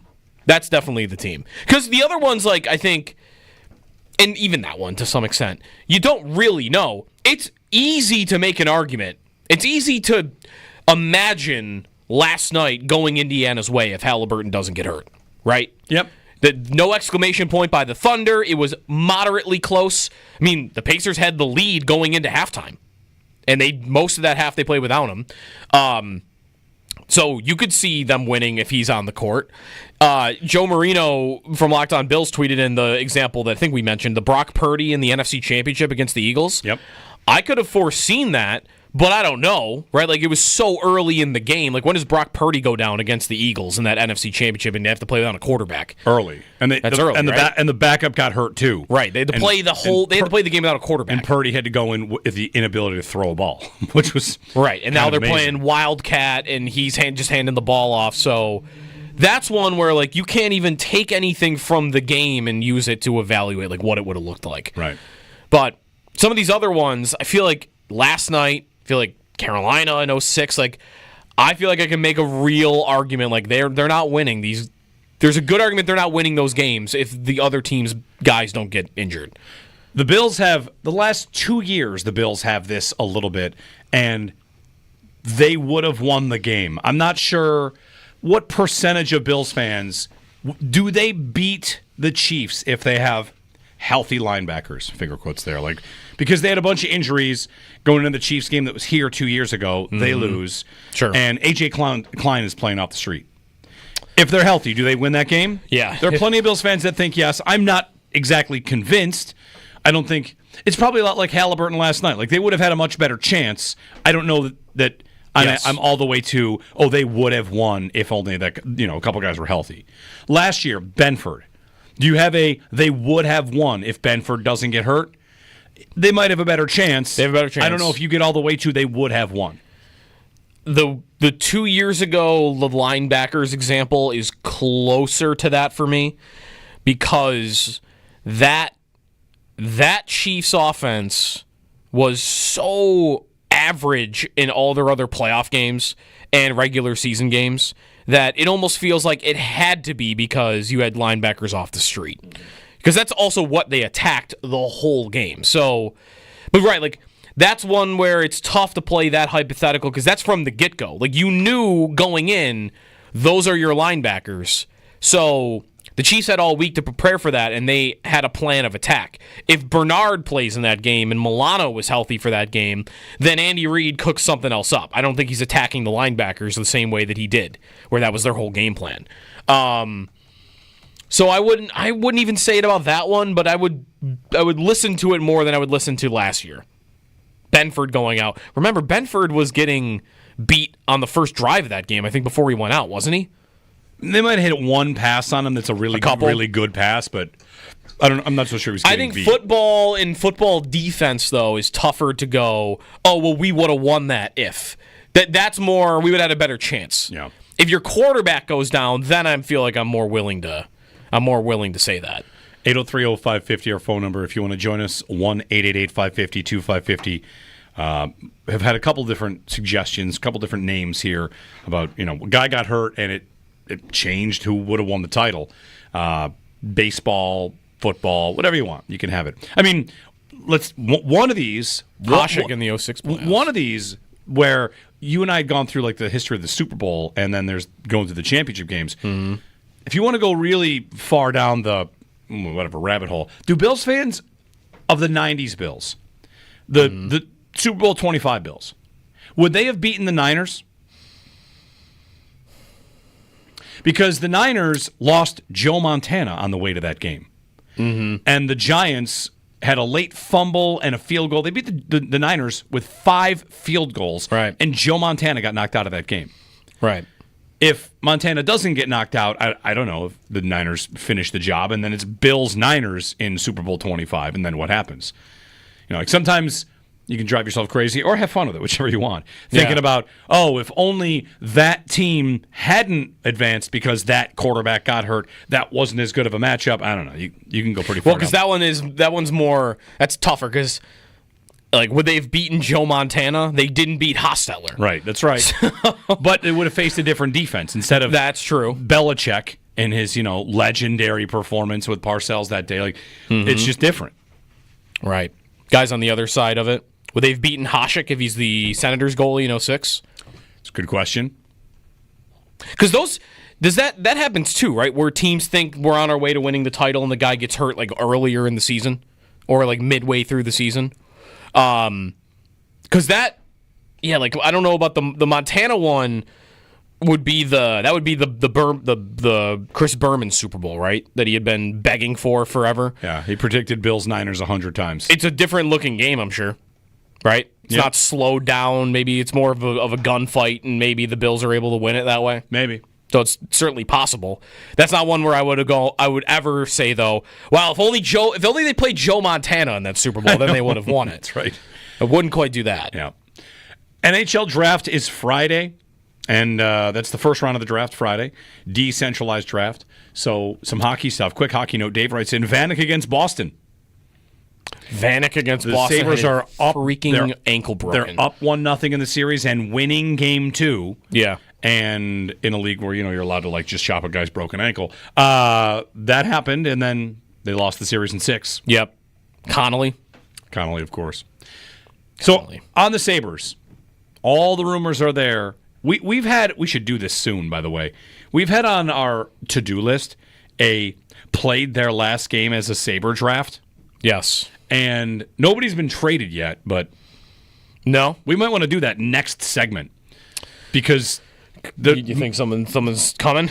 Something's got to happen this week. Kind of has to happen this week, I think. It's the time where trades are made. We'll get more NHL trades today.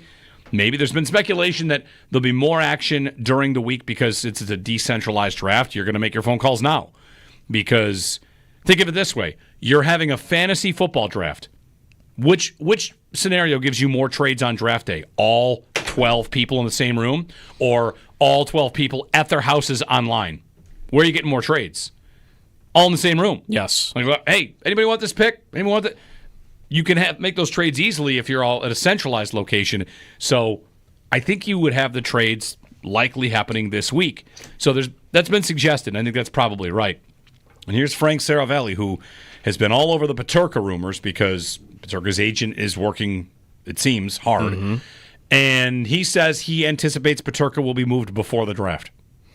So now we're into before Friday. I think it'll happen by Friday. Mm-hmm. Is he the number one pick in a played their last game as a Sabre draft? I don't think he is.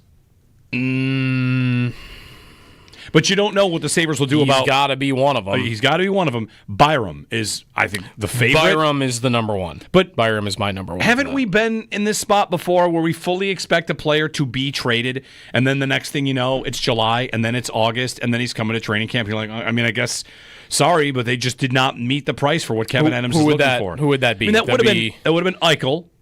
That would have been... Sure. It would have been their pursuit of players like... a top 6 forward, like, oh, it's going to happen soon. When's it going to happen? They've talked about wanting a top 6, and then they don't do it. Yep. There's another report from maybe the fourth period, which, again, take any one of these with a grain of salt, whatever you want here. Mm-hmm. We could talk about rumors, or we don't have to talk about rumors. But it was kind of funny. Like, the story from them is the Sabres are aggressively exploring the trade market. Who wrote this up for David Pagnotta. Yeah. He mentioned Marco Rossi of the Wild, I think, is one player that they've shown interest in. Who's a good player, 60 points last year, young. And the story on what they're interested in, it's kind of one of those things where you're like, they're interested in adding 2 top 2 centers? Oh, good luck. Mm-hmm. Where do you get that? When does that happen? No, you're not. I mean, that's where are these the phone calls about Peterka? Like, hey, sure, we're willing to move them. We're now willing to talk to you about Peterka. We want your number one center. That is they're looking to do something aggressive. They're looking to do something big. And if this guy doesn't want to be there anymore, they would probably view him as maybe their ticket to doing something big. And that's not going to be for the 12th pick in someone's third best prospect. Right. To that point, at fourthperiod.com, Pagnotta writes, Adams is not interested in moving Peterka or Byram for future assets. Any moves he completes involving any key pieces result in immediate help in NHL talent. The Sabres are looking to add 2 top 6 forwards this offseason with a number 2 center to believe to be atop their wish list. So that would put, who's the number 1 center?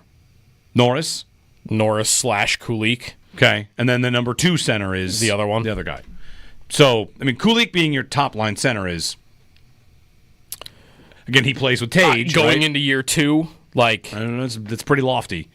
That's not... If a team that is serious about winning doesn't go in with the plan being that the 20-year-old kid who had 9 assists last year is going to be our number 1 center. Right, yeah. Right? Like, they're open to him growing into a role and taking over somebody's job, but you don't go in with that as, well, he's got to do it. That is, right, a serious team says, no, we're not flush at that position. We should be calling about any available or potentially available center that will help us. Which is maybe why you're seeing Rossi's name out there, because I think he does play center for Minnesota, and he's, 60 points is 60 points at 23 last year. It might be Peterka just in a different form. That would make sense to why you're seeing that call. I don't know, though, that they're going to get any of this done, though. Right. It's hard to... How much am I supposed to believe? I don't want to believe it's 0. They traded Cousins. They did. They did trade Cousins.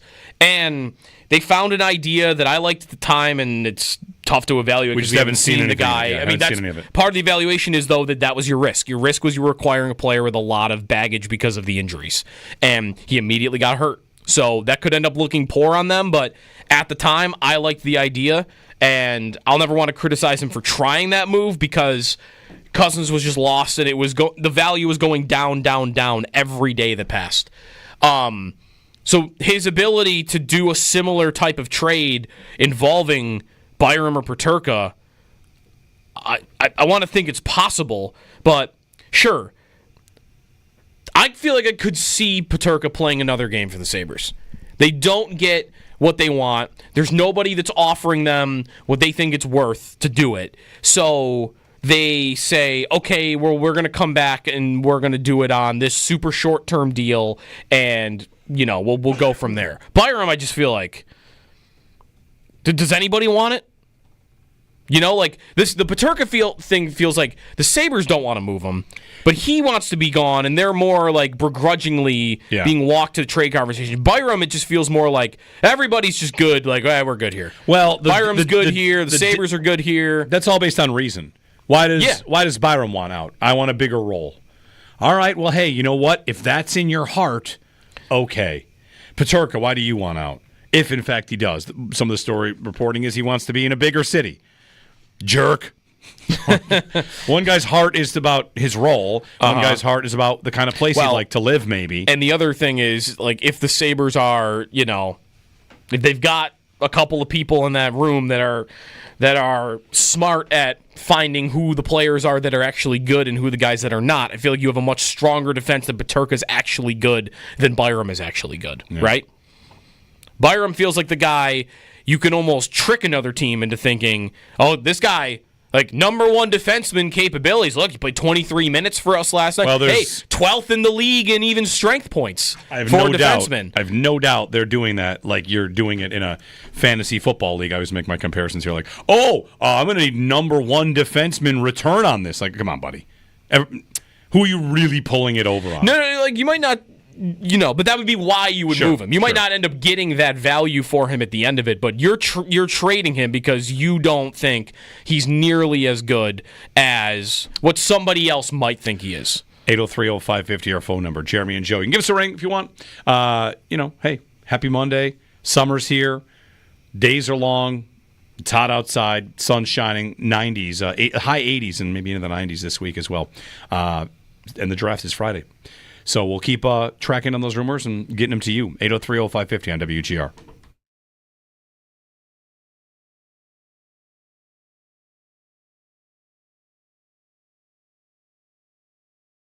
They have signed in 5 off seasons with Kevin Adams 6 players in unrestricted free agency to multi-year contracts. Right. 6. And one of them is Josh Dunn, here for like Signals in Irving. Really, Trust 5. The 6 players to get multi-year contracts: Connor Clifton, Ilya Lyubushkin, Eric Comrie, Cody Eakin, Josh Dunn, and Sam Lafferty. Those are your multi-year contracts with Kevin Adams at the helm of these Buffalo Sabres when you get to unrestricted free agency. And Clifton, the only one that's more than 2 years. Yeah. His was 3. So I don't even think it's really even saying anything. Would you be surprised if they didn't sign their biggest free agent signing this offseason? They want to do something big. Not counting Taylor Hall, because it's 1 year, $8 million. Right. But in terms of total money given out, right now it's Clifton at $10 million. Yeah, will they give out more than $10 million in free agency? I think they'll give a player more than $10 million in free agency this summer. Okay.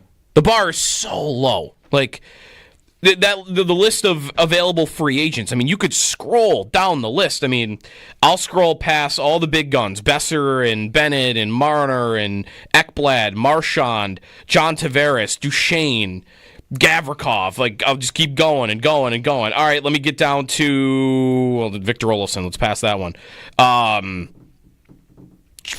Is this the year that I'm trying to find one that doesn't like Patrick Kane? I'm trying to find one that doesn't like me a million other things. I mean, I'm looking at the same list, and I was just going to say, is this the year that Patrick Kane's on the team?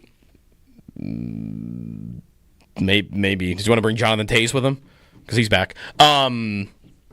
Is this the year Patrick Kane is back? What is convinced Patrick Kane? If he wasn't convinced of them 2 years ago, I don't know why he'd be convinced now. Because he wants to play and has fewer options? Dmitry Orlov is like the 7th, rated defenseman in free agency by the list that I'm looking at. What's he going to cost?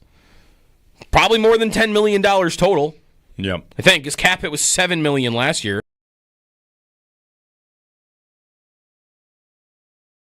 And here's Frank Saravalli, who has been all over the Peterka rumors because Peterka's agent is working, it seems, hard. Mm-hmm. And he says he anticipates Peterka will be moved before the draft. So now we're into before Friday. I think it'll happen by Friday. Mm-hmm.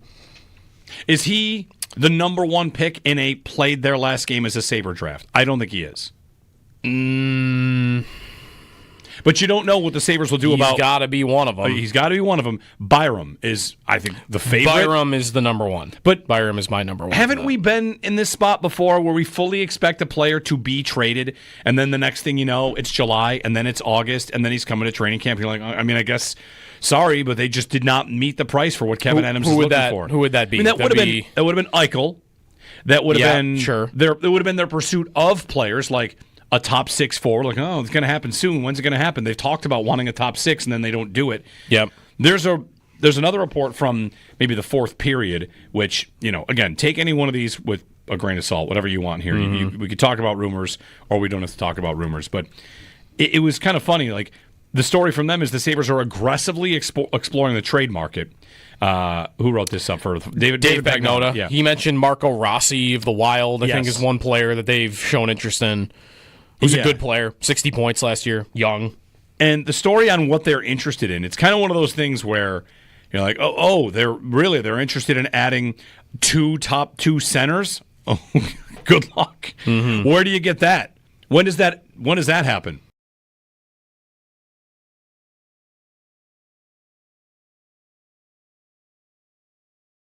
The humidity beater is a pool and also wind, like a breeze. If you're down by the water or anything like that, that'll help quite a bit. If I put a dehumidifier out next to me, out on a patio, is that going to do anything? That seems like it's probably not. Probably not. That would be fun. Everyone puts a dehumidifier outside. If we all together as a community just put out, hey, today is put your dehumidifier outside day. We're going to see how much of an impact it can make. Yeah. Not enough? No, I don't think so. I don't think the grid could handle that. Probably not. It's whatever. I don't think it's oppressive heat. I think we're fine. It's okay. Yesterday, it's a okay lot of yesterday. Yeah. Anyway, we've got a couple in the chat. Georgia, a guy in the chat chimes in from Georgia that Georgia is brutal right now. Yeah. Yeah. I haven't spent much time like in the Carolinas and in Georgia and Florida in the summer, but everybody lives there. It's like, oh yeah, brutal. Yep. So anyway, hey, it's summer. We don't get a lot of it. I'm not complaining about it, not at all.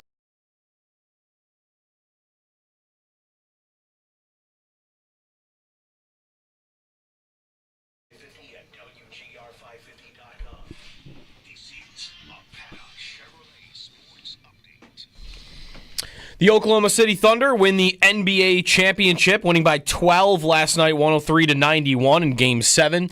The Pacers lost their best player, Tyrese Hallebertton, in the first quarter to an Achilles injury. He did not return. It's OKC's first title since moving there in 2008.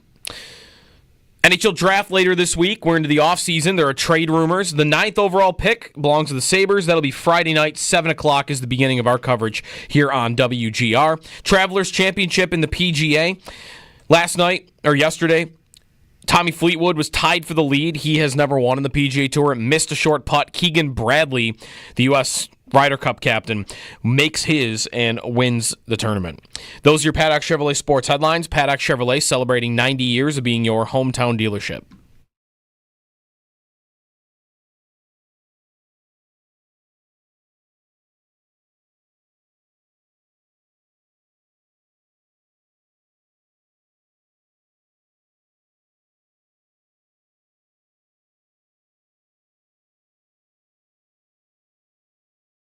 In terms of what the Canucks are up to elsewhere, I believe Vancouver is one of the teams that's been closely following and has called the Sabres on the J.J. Peterka file. At varying points, I think they've had some interest in what a Bowen Byram deal could look like. So that part has been ongoing. Frank Saravelli, Daily Faceoff. So Peterka and Byram, wasn't that Pettersson? When we were talking Pettersson last year when that trade was maybe going to happen, it didn't. It was Byram and Cousins. And is that not I think I'd rather have Byram and Peterka if I'm getting a deal back. I really wonder if he is still available at all. It doesn't sound as though he is Pettersson as available as he might have been during the season, but I don't know that means he can't be traded. 803-0550. Jeremy and Joe.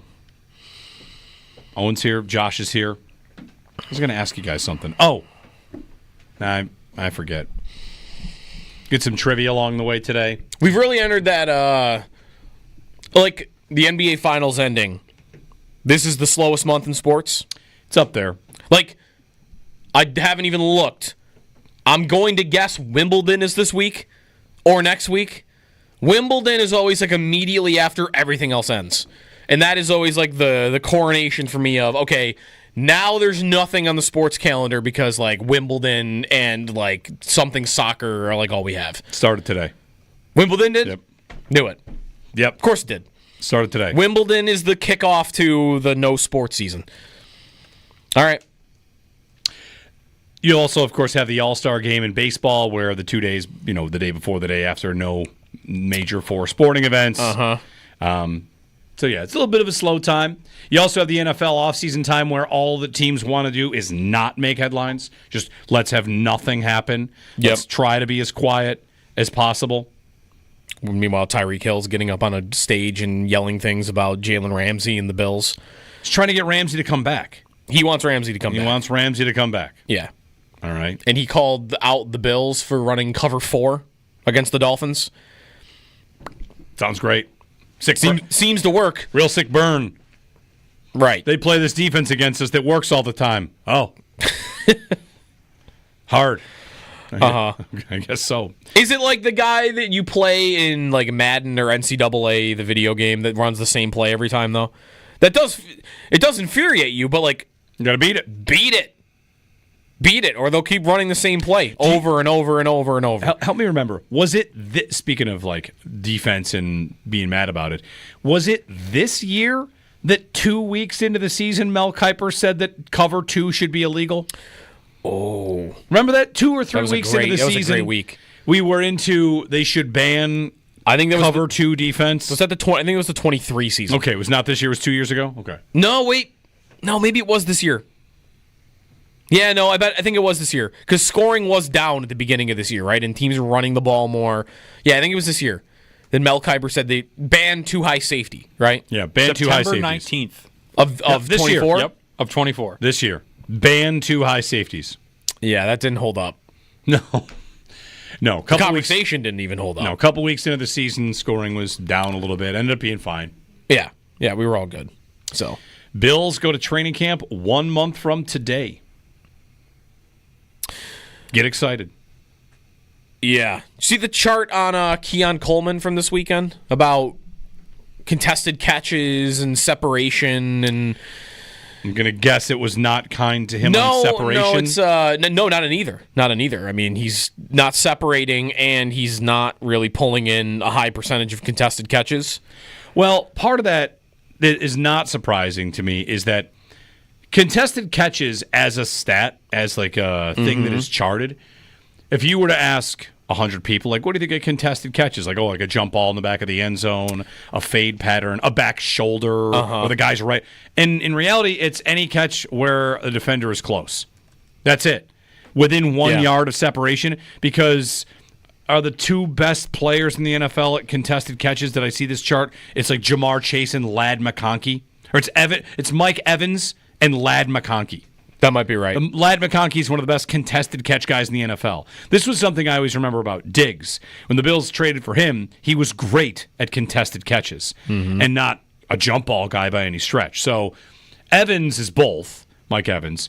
Right. If you were to, on draft night, it said, like, which of these 2, Ladd or Coleman's the better contested catch guy, Ladd McConkey is much better, but it's because contested catches aren't exactly what you think they are. That's right. Well, also, like, the chart I'm looking at also does, to your point, like, have the rate. Like, how many of your targets are contested catches?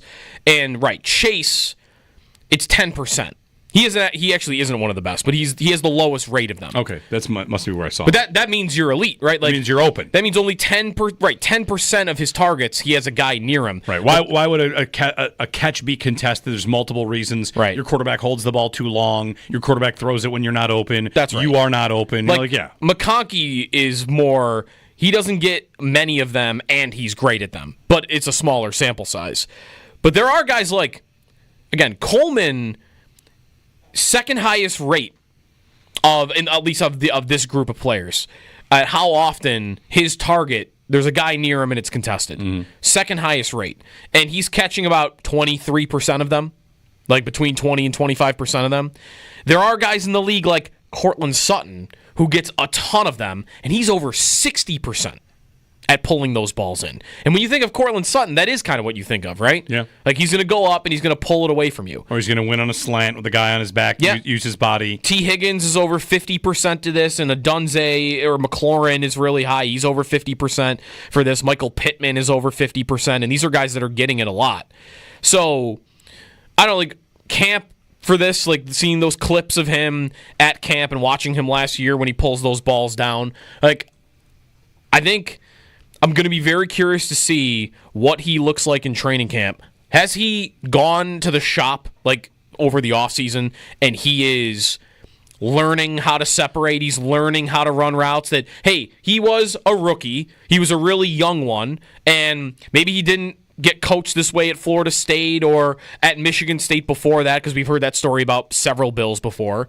And they went to work with him for 6 months, no draft stuff, no combine stuff that you're busy with, and he got better at running like 4 different routes in a big way. Yeah. So now, all right, like even if you're not the best contested catch guy, like we thought you might have been, you're going to be better at getting open. Because he's going to be on the field a lot. Mm-hmm. He's going to be in the field all the time. And I'm just not loving the combo that I see of guy that doesn't get open, and he's not really as good at these jump balls as maybe we think he is. Well, I guess none of these charts can necessarily scare me about Coleman, where they're charting this kind of stuff, because I feel like I don't know. I know exactly what I expect him to be. And one thing I don't expect is to be moved by him at camp, no matter how explosive or how good he looks. And I don't say that because I'm not open to it, but just he looks impressive at camp. He did last year. They throw him a couple things, and you're going to see a highlight where he's doing a jumping, turning catch in the corner, and it's going to look like, but it's going to look really impressive. I know that's not the separation play. That's not the play. He's going to try and do nothing in camp. I'm almost going to. I feel like he will always look good in camp, and it'll have to come down to what he does in the actual games. Which, by the way, half of the season last year he looked pretty good. You're going to play with Josh Allen. You're going to be on the field as much as he is. My guess about Coleman is not that we're going to argue about whether or not he's good. I think the future argument about Coleman is how good is he, which means that I think he'll put up numbers. I think he'll produce for them. He'll make highlight reel catches. If they get him the ball in space, he's great after the catch. He brings a lot of ability there. So I think it'll end up being like the Gabe debate. How good is that guy?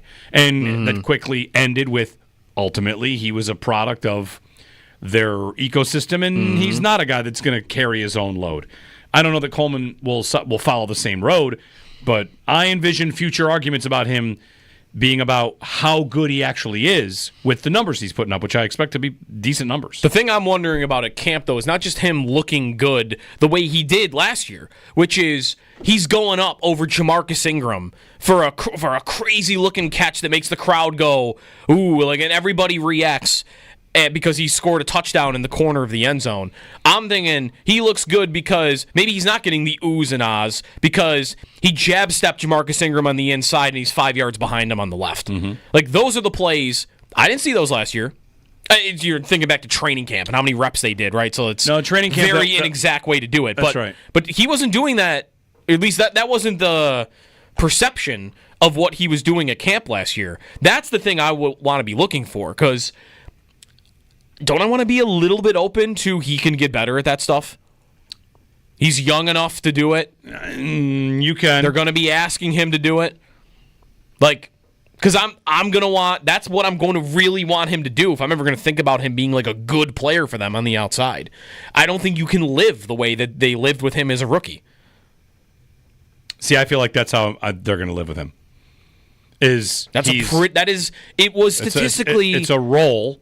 And will get better at contested catches. Sure, that can improve a little bit, but how much will they diversify his route tree as opposed to not just running him down the field on go routes, which they did a lot last year. It was a ton of go routes. He had a very high percentage. Yes, of them, like it was his number one. I think he was the number one targeted go route receiver in the league. I don't think that's going to be the case anymore. So sure, find his strengths a little bit more clearly. You've got a full offseason. You're also communicating to him what you want him to work on. I feel like my expectations for Coleman are always going to be kind of like tempered in I think they know what they want him to do, and that's what it's going to be. That's my worry. I think the thing they want him to do is his least efficient play. Honestly, we haven't mentioned the thing that he is his best trait, or at least what he was best at as a rookie. His best thing at a rookie was yards after catch. Right, and he created yards when he had the ball, and he was very good at it. He was one of the best in the league, but on a very small, sample for it. But that is what he was good at. That would be my worry is they get tunnel vision into this is what he has to be if it's a really inefficient play for him, which that jump ball play was really inefficient for them last year with him. 803-0550, our phone number, 1-888-550-2550. The Thunder are champions in the NBA and win it in 7. Tyrese Hallebertton, an Achilles injury that was disappointing. You've had 3 finals MVPs in 3 different sports, all from Canada this year. Freddie Freeman in the World Series, SGA in obviously the NBA, and then Sam Bennett in the NHL. Yeah. So who's going to win it in the Super Bowl? Super Bowl Canadian MVP? Who's the best Canadian NFL player? The Bills have 2. Josh Palmer and Michael Hoyt. Okay, yeah. They could, right? Who's the most likely? No, Palmer couldn't. There's no way. Palmer could have 250 yards. It would be Josh Allen. It's tough. It'd have to be Hoyt. Chuba Hubbard for NFL MVP in the Super Bowl. I think Michael Hoyt has a better chance than Chuba Hubbard. Oh, that's a good question. Michael Hoyt could have like a 4-sack Super Bowl. They don't give it to defensive players, Joe. They did one time. Who was the Seattle guy that nobody remembers? He won it. True. Break time on WGR.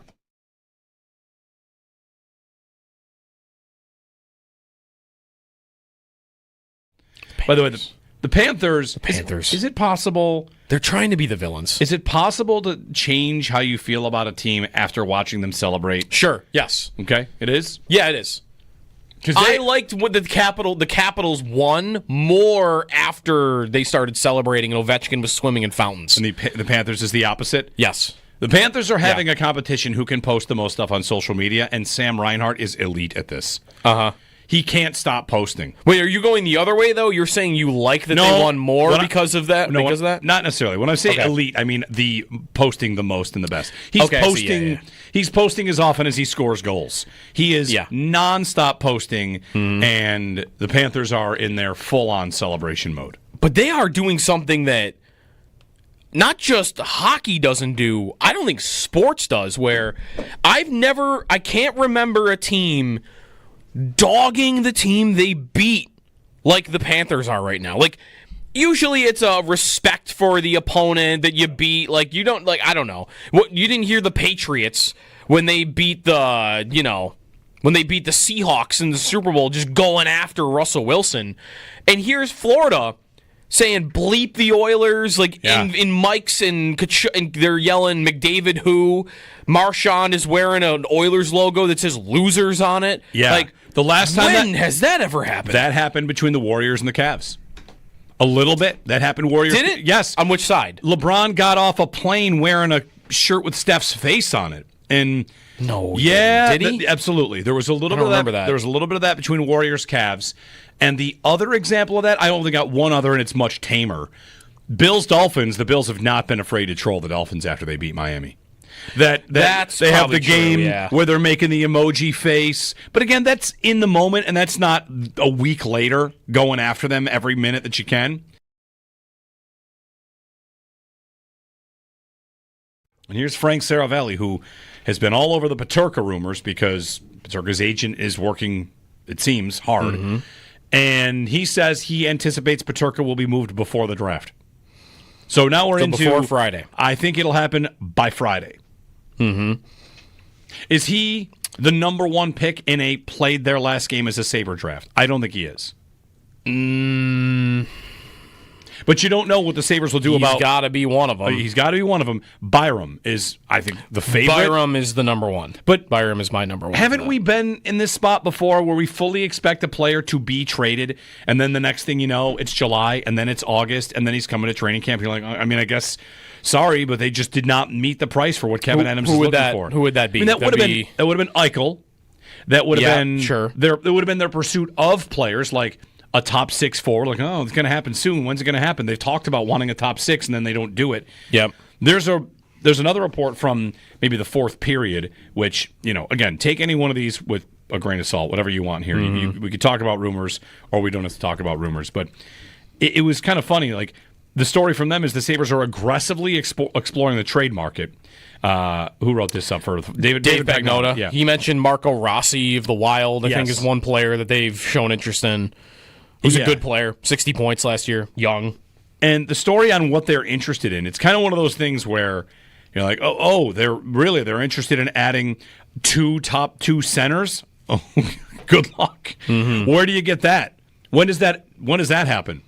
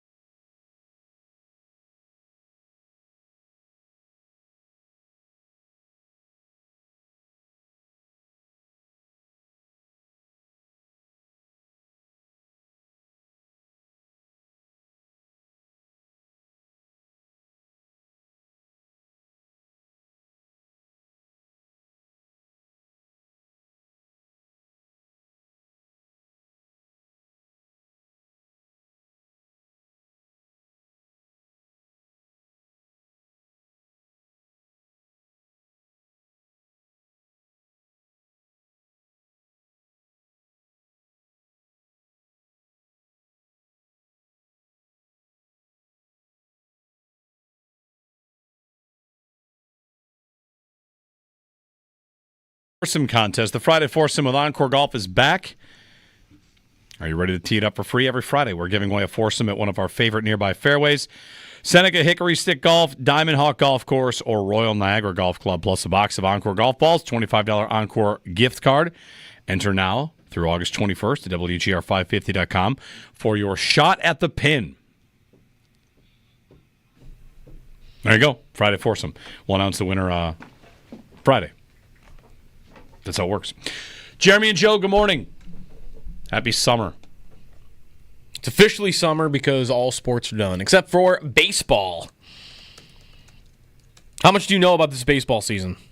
I know the Rockies were historically bad and then started rattling off wins. My under 58.5 wins suddenly a little bit live again. Don't let them get hot. Or 18-60. Yeah, they've won 5 of 10.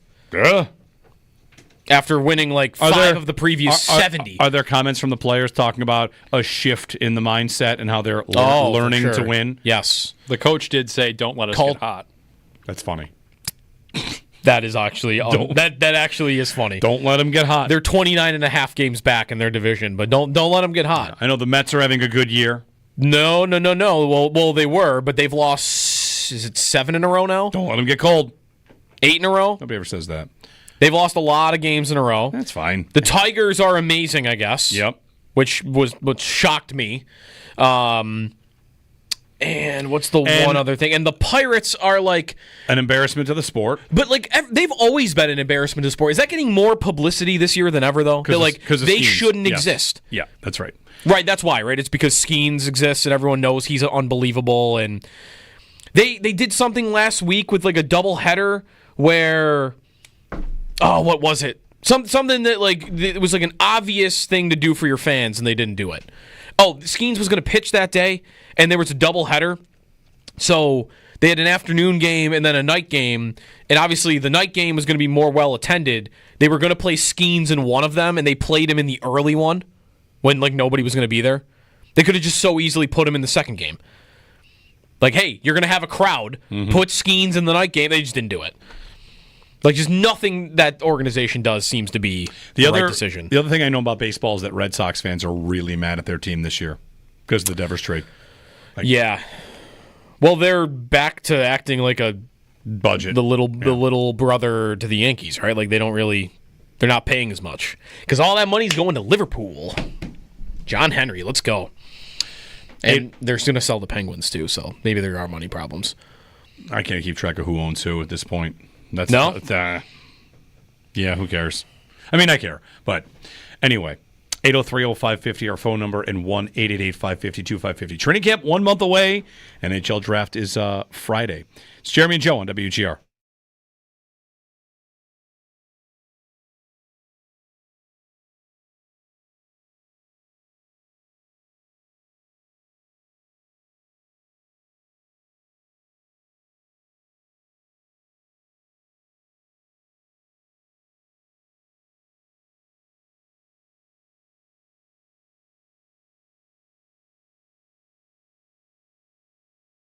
Humidity beater is a pool and also wind, like a breeze. If you're down by the water or anything like that, that'll help quite a bit. If I put a dehumidifier out next to me, out on a patio, is that going to do anything? That seems like it's probably not. Probably not. That would be fun. Everyone puts a dehumidifier outside? If we all together as a community just put out, hey, today is put your dehumidifier outside day. We're going to see how much of an impact it can make. Yeah. Not enough? No, I don't think so. I don't think the grid could handle that. Probably not. It's whatever. I don't think it's oppressive heat. I think we're fine. I was outside okay. yesterday. It's a okay lot of yesterday. Yeah. Anyway, we've got a couple in the chat. Georgia, a guy in the chat chimes in from Georgia that Georgia is brutal right now. Yeah. Yeah. I haven't spent much time in the Carolinas and in Georgia and Florida in the summer, but everybody lives there. It's like, oh yeah, brutal. Yep. So anyway, hey, it's summer. We don't get a lot of it. I'm not complaining about it, not at all.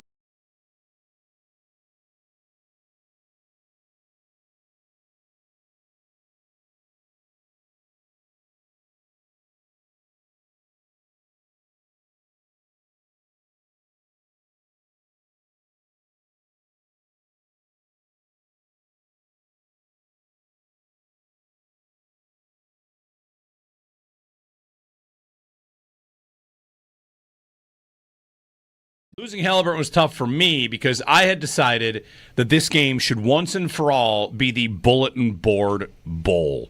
We should decide whether or not we're ever going to care about the stupidest stuff.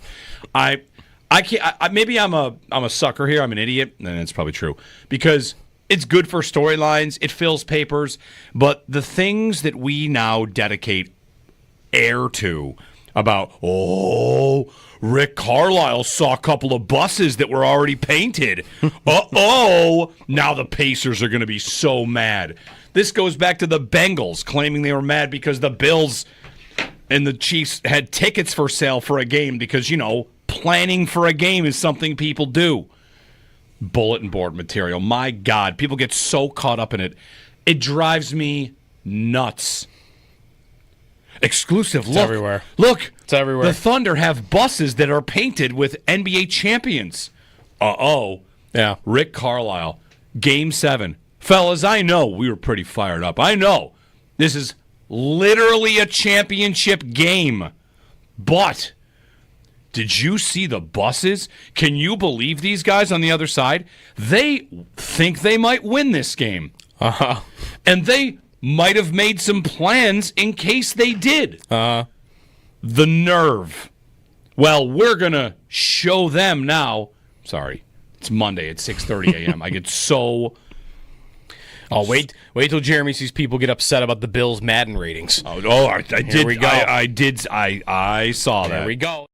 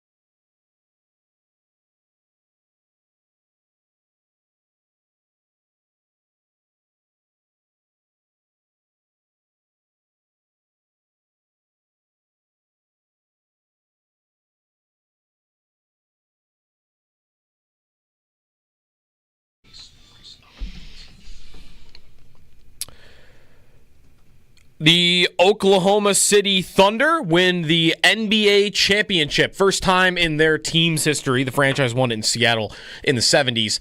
Winning by 12 over the Indiana Pacers. Indiana losing their star Tyrese Hallebertton to an Achilles injury in the first quarter. Hallebertton had hit 3 3-pointers early. Looked like he was on his way to a special night. But he goes down and the Thunder win it over Indiana. Finals MVP goes to Shai Gilgeous-Alexander, first player in 25 years to win the scoring title, the regular season MVP, and the Finals MVP all in the same year. Shaq was the last one to do it in 2000. Jordan did it 4 times. To hockey, offseason continues to get building up. We got the couple of trades in the league. Frank Saravelli reporting over the weekend that he believes that JJ Peterka could be traded before the draft begins on Friday. Round 1 is on Friday. We'll have it here on WGR. Our coverage will start at 7 o'clock. Our coverage, by the way, brought to you by Outlet Liquor. When you need to stock up, it's the place to buy a case. What's your outlet? By Fiegel, Carr & Joyce, your border attorneys, and by Dash's Market, serving Western New York for over 100 years. Shop the family of finer foods. Travelers Championship in the PGA, Keegan Bradley wins as Tommy Fleetwood missed a short putt that would have sent it to a playoff on 18. That's your Paddock Chevrolet Sports Update. Paddock Chevrolet celebrating 90 years of being your hometown dealership.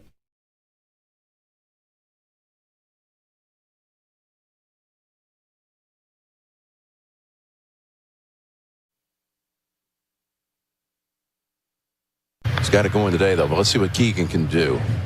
Final 8 feet up on top of the hill. What in the name of J.J. Spawn is happening here?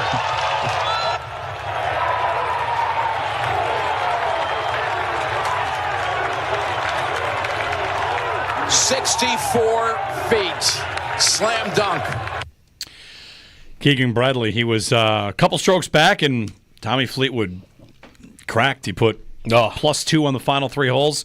The old bogey birdie on the 18th, where big swing. Fleetwood's up 1 going to 18, and he leaves his approach way short. And then his putt is short and right on line with Bradley. Yeah. So he tries Gave to him make a a putt. look. Like, I make this putt, I can get a playoff at worst. He misses, and then Bradley makes this to win the tournament. I mean, what a swing. Rough one for Fleetwood, who, the whole time they just kept saying, like, boys, never won a PGA Tour event. Never won a PGA Tour event. Yeah. Most top 10s without ever winning a PGA Tour event. And then afterwards, let me tell you, Josh, you have that clip from Fleetwood I sent you?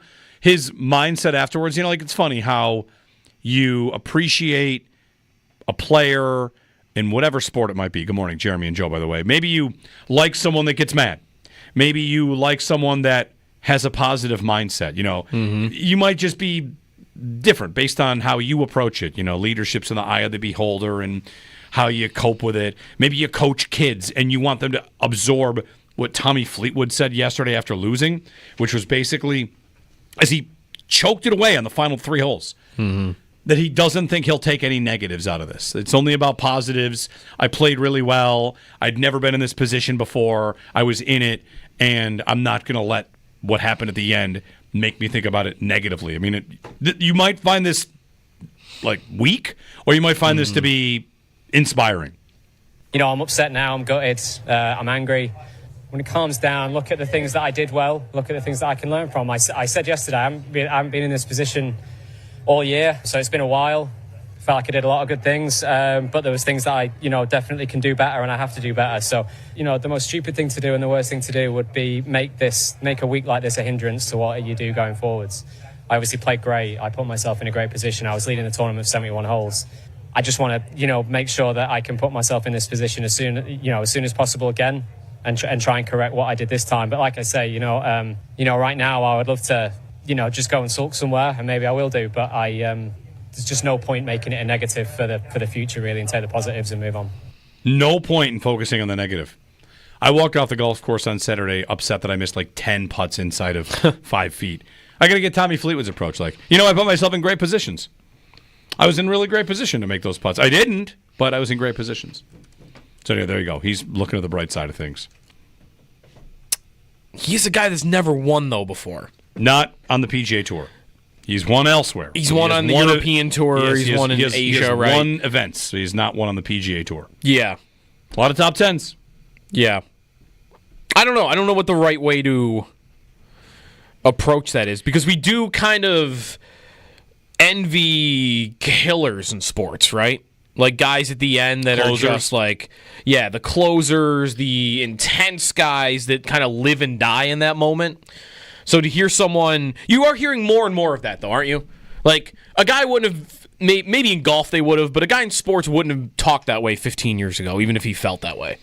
Yeah, there might be some sports psychology to it. It might have been viewed as like weak. Yeah, for sure. And you wouldn't want that out there. There are people that will view that as, how does it not drive you for the future? And for him to say, right, there's nothing to gain by focusing on the negative. Right. He's right in saying he's probably right. Yeah. It just, and for him, it's not like it's also a he has a reputation for being the best player in the tour that hasn't won. Mm-hmm. But he's not someone that I ever think of like choking them away. Right? Yeah, that one he did. No, that one he did. If this were a major... If this were like the sixth time he'd done it, then maybe I'd be like, you might want a different approach here. Yeah. But he's not doing this all the time, from what I've seen. 803-0550, Fleetwood. Falls apart late, and Keegan Bradley wins it, so good for him. Because is Keegan Bradley in a difficult position here? Because he's the Ryder Cup captain, and he might have a case to be on the team, but do you look like a jerk if you put yourself on the team? Like, I'm naming myself. I'm one of the best American golfers in the world. I'm playing. I don't know. Because I would feel very hesitant to do that if I were the captain of a team and I picked myself over someone else like that's close. I very much look forward to a full 2 to 3 months of... Will he pick himself? Not just that, but how American golf analysis is... over and over, just smashing the U.S. team for not being a real team and saying the European team is a real team. It happens every year. Every other year, I should say. That's the Ryder Cup. Look at them. They're a real team. Our team's not a real team. Every In what way? Like the U.S. team's like an all-star team? Whatever.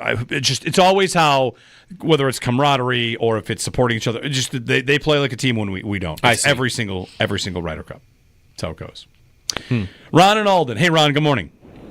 Good morning. I just heard in your update about Frank Cervelli said something about he believes Peterka will be traded before Friday. Do you know how rumors are? He said, I think we see a J.J. Peterka trade materialize between now and the NHL draft. Which is Friday. Okay. Yep. Oh, okay. Yep. What are we doing here? So we get rid of all our young players all the time. And I'm not even going back as far as Eichel or Reinhart.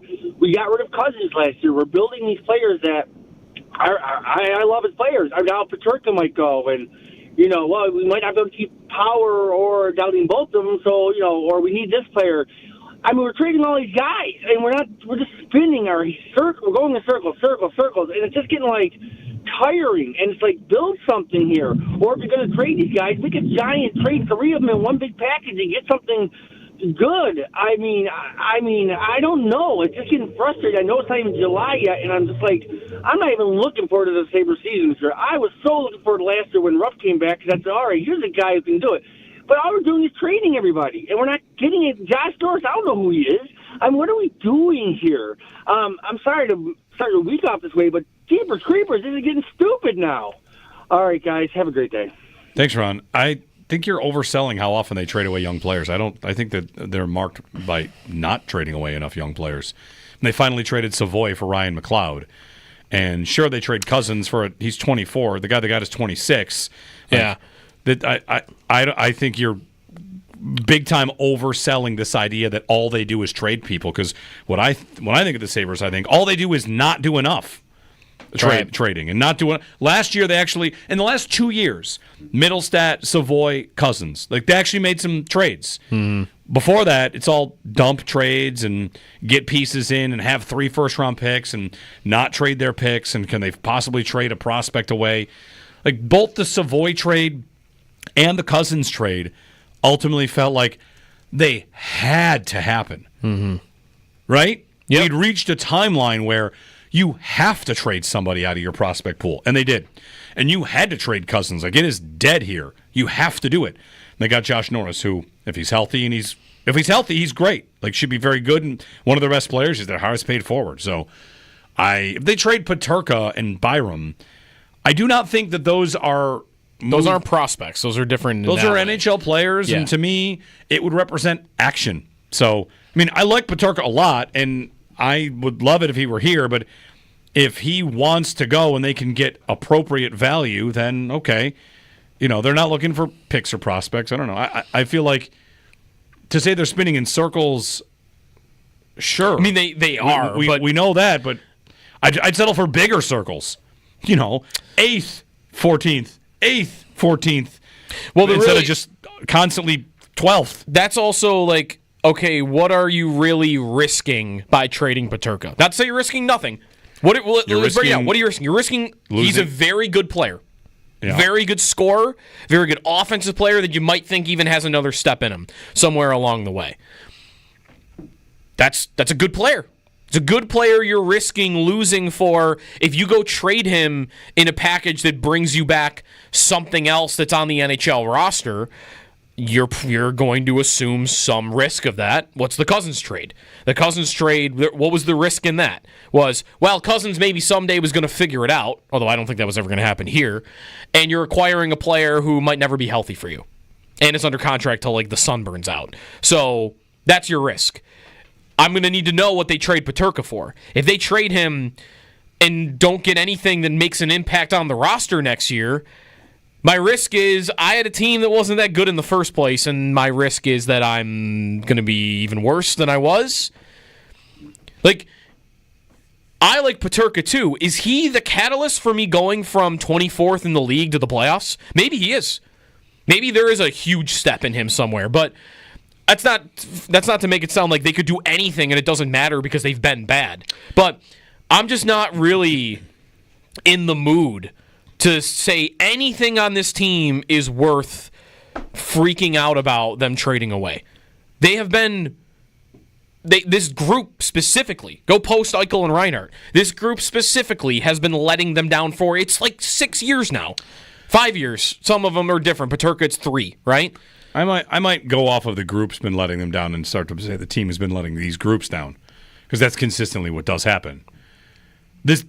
Who did Eichel and Reinhart in that group let them down, or did they let them down? The Sabres let them down. No, the Sabres let them down. And then this group I'm not as sure about that one. Right, I think Thompson and Dahlin, I would absolutely give that. I've not let them down. That's right. Peterka did not last year. I mean, Cousins, sure, guy had a bad year. They traded him away. Yeah. But, I mean, the Sabres have been letting this, whatever. The Sabres have been letting their young talent down for a while and not supplementing enough. And now they have a couple of veterans. I don't know. We are at such a, I don't think it's worth yelling about anything that they haven't done yet. That's what I'll say. What's the point to yell about a thing that they haven't done? They have not traded Peterka, and if they trade Peterka and get a really nice return, you might be happy about that. Mm-hmm. I'm trying to think of the guys they've traded away. If they do trade him for, it doesn't sound like they would do this, but if they did trade him for a pick and a prospect, then I think you're right to freak out, because that's ridiculous if they were to do that. But I don't think they're. When's the last time? I don't know. It's going to be different for every person, but when they traded Middlestat for Byram, what was the general feeling? Good. That's good? Felt like you got to do that. Okay. What I'm looking for is, imagine them winning the Peterka trade. What's that look like? What does it look like? Doesn't it feel like... here's what I'd like. Trade 2 players for 1. That's what it looks like. That's how I think you can find a way to you won the trade. 2 for 1. Not 1 for 2, but you trade 2 for 1. The best player comes back this way in a trade. Where undisputedly that happens in a trade. When's the last time that happened? The Sabres undisputedly got the best player back in a trade. When was it? And don't make it like a pick. No, McLeod for Savoy is almost a little hard to do there. McLeod plays. Well, I mean he plays in the league and Savoy doesn't play in the league. I'm talking the Peterka trade. You are going to get the better player back. Mm-hmm. That means you've traded an NHL player in a deal, and the best NHL player comes this way.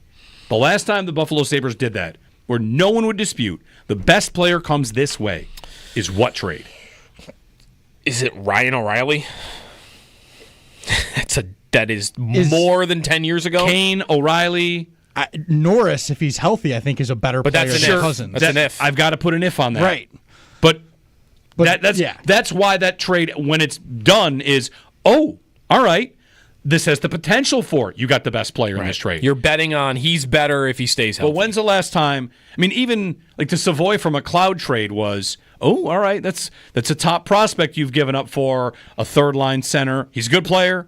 He's got to sign too, by the way. The Sabres have not signed him. Well, they will. The idea will be after July 1st. But when's the last time? Because if it's not O'Reilly, it's Kane. You send out Tyler Myers in that trade. You get Kane back. That's before the O'Reilly trade. Right. So okay, before that. When is it? I mean, we're saying that Jason Botterill never made a trade where the best player came this way? I don't know that he ever made... I mean, he traded for Marco Scandella. Although, no, Marcus Foligno actually has had a nice career in Minnesota. I wouldn't say that. And that's such a minor trade anyway. Who kind of cares about it? Right. For Kevin Adams, the trades early on were about sending the best player out and getting a package of pieces you hope comes back. That's the O'Reilly trade, although Botterill made that one. Right. That's the O'Reilly trade. The Eichel trade. You get nice pieces back. That's fine. But doesn't it feel like it's almost like we want the Sabres to have the offseason that we also said the Bills were supposed to have, but the Bills needed less. The Bills didn't go out and get their whale. They don't really need that whale. They can go out and just kind of supplement and eat their vegetables and be fine. And maybe some of those players turn into great players. But for the Sabres here, what if I sent you Peterka for? Oh, you want to get stupid? Go ahead. Ottinger. Something like that. Where the Sabres say, you know what? Enough of this. We're going to get an established best goalie. That's what we're going to do.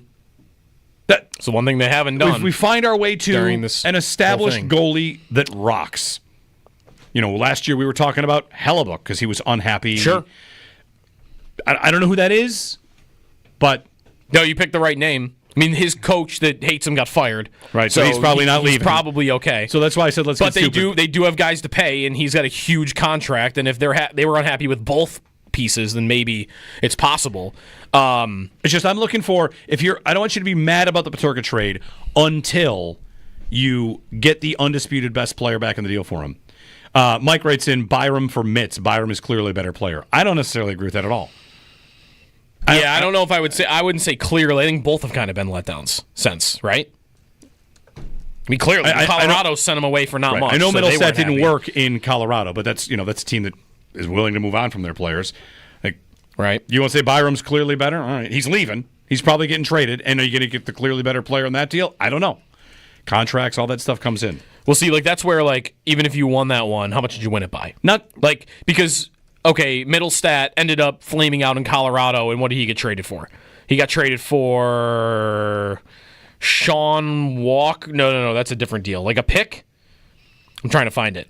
But, okay, so what? I'm going to get more for Byram than Colorado got for Middlestat, and if it's the difference of, a second-round pick, do I really care about it? I don't know. I also think there's plenty of case to be made that you would rather have Middlestat than Byram right now. So, don't I need more help at center than I need on defense? I mean... Byram plays well when he's with Dahlin. When he's not, there's not really much there. That's not an asset that I think of too much of. Yeah, the Avalanche got Charlie Coyle, who's a 40-point guy. Yeah, just a middle of your lineup. Charlie Coyle, who is 38. 30. He's 33. 33, okay. He feels like 38. The reason he feels like 38 is he's on the all-team of, should the Sabres sign this player, no, the timeline's not right. He's a little too old. And here he is. And that was probably 7 years ago that we were doing that. Right. We did that a lot. So, they might trade Byram for a guy like that right now. Be fine. That wouldn't be that. Be fine by me. 32, 33-year-old player that's pretty good is going to play in the middle of your lineup. Isn't that what you should probably expect? That they would move him for? They're not getting a star in return. As much as I love the idea of this, hey, put them together. Put Byram and Peterka together. I don't know. I don't know how many deals you're going to find like that out there. I would be surprised if they're able to land a deal like that. In part because you're right, it is not a trade that they really make, but it is one that they have to. I don't know how much influence Kekalainen really has on this, but I hope he has a lot because that is more the type of deal I feel like he was going for when he was in Columbus. And if there's a guy in that room that is making Adams just feel a little bit more comfortable about, yeah, okay, I'm going to give up the farm for one guy then maybe I should treat this as a little bit of a different situation, just with having that guy in the room. I mean, what are you hiring a senior advisor for? Isn't it stuff like that? Mm-hmm. Making him feel more comfortable about ideas that you should pull the trigger on this. It's a big swing. It's a big move. You're taking a risk. You could get some heat, but go do it. Thanks, Ron, for the phone call. I guess my only advice would be, there's plenty of time to get mad about this trade if it happens. I just don't think the time is before it happens, when it might not even happen. Right, it might not. 803-0550. Is there a goalie out there? Would they even do it? I was just looking at goalie depth charts in the league. Or is it UPL makes 5 and Levi we can't block and we're just going to ride with them again? Which, last season that was a gamble. And what'd they do? They turned to James Reimer in big moments a couple times. Yeah. Well, how are we going to feel if they acquire a goaltender for Peterka, say? It's not like a star. He's not Hellebuck. He's not Ottinger. He's like a guy who's pretty good. And maybe you feel more confident in that than Luukkonen, but you're not sure that the guy is, because they're not getting Ottinger or Hellebuck or somebody that's going to be a lock solid number one. I don't think those guys come available. Oh, and who should they get? Jake Allen in free agency? Yeah, Jake Allen's a name I thought about a lot this offseason. Just as you say that, Joe, I'm thinking there's not a lot of those guys in the league, period. Yeah. It's pretty much those elite guys and then everybody else. And if you've got one of those everybody else, I don't know how much better off you are getting rid of a Peterka for another replacement level guy. I don't think you're improving anything there. You're taking the same amount of risk on a goalie that hasn't proven that they can consistently be a number one. I don't think that would be if they're targeting goalie and Peterka deals, it needs to be a legit. You're probably packaging Peterka with a pick or a prospect or something to get a top of the line prospect. How are we going to feel if they trade Peterka for Jordan Binnington? Yeah, I'm not into that. I like Binnington fine, maybe a little better than UPL. Boy, I picked the wrong name for you. But there's just not I don't trust Binnington enough. Swayman was just what I was going to mention, because he had a bad year, and he has had didn't they have a very contentious contract situation last year? That was gnarly. And missed some of training camp, and then he had a horrible year. Yeah, I could swing myself to that, because Swayman has the upper echelon to become that. He's still young enough that I think he could be what they need in terms of. But aren't they going to just, rather than gamble there, just say Luukkonen will find it? Yes, I think that there's.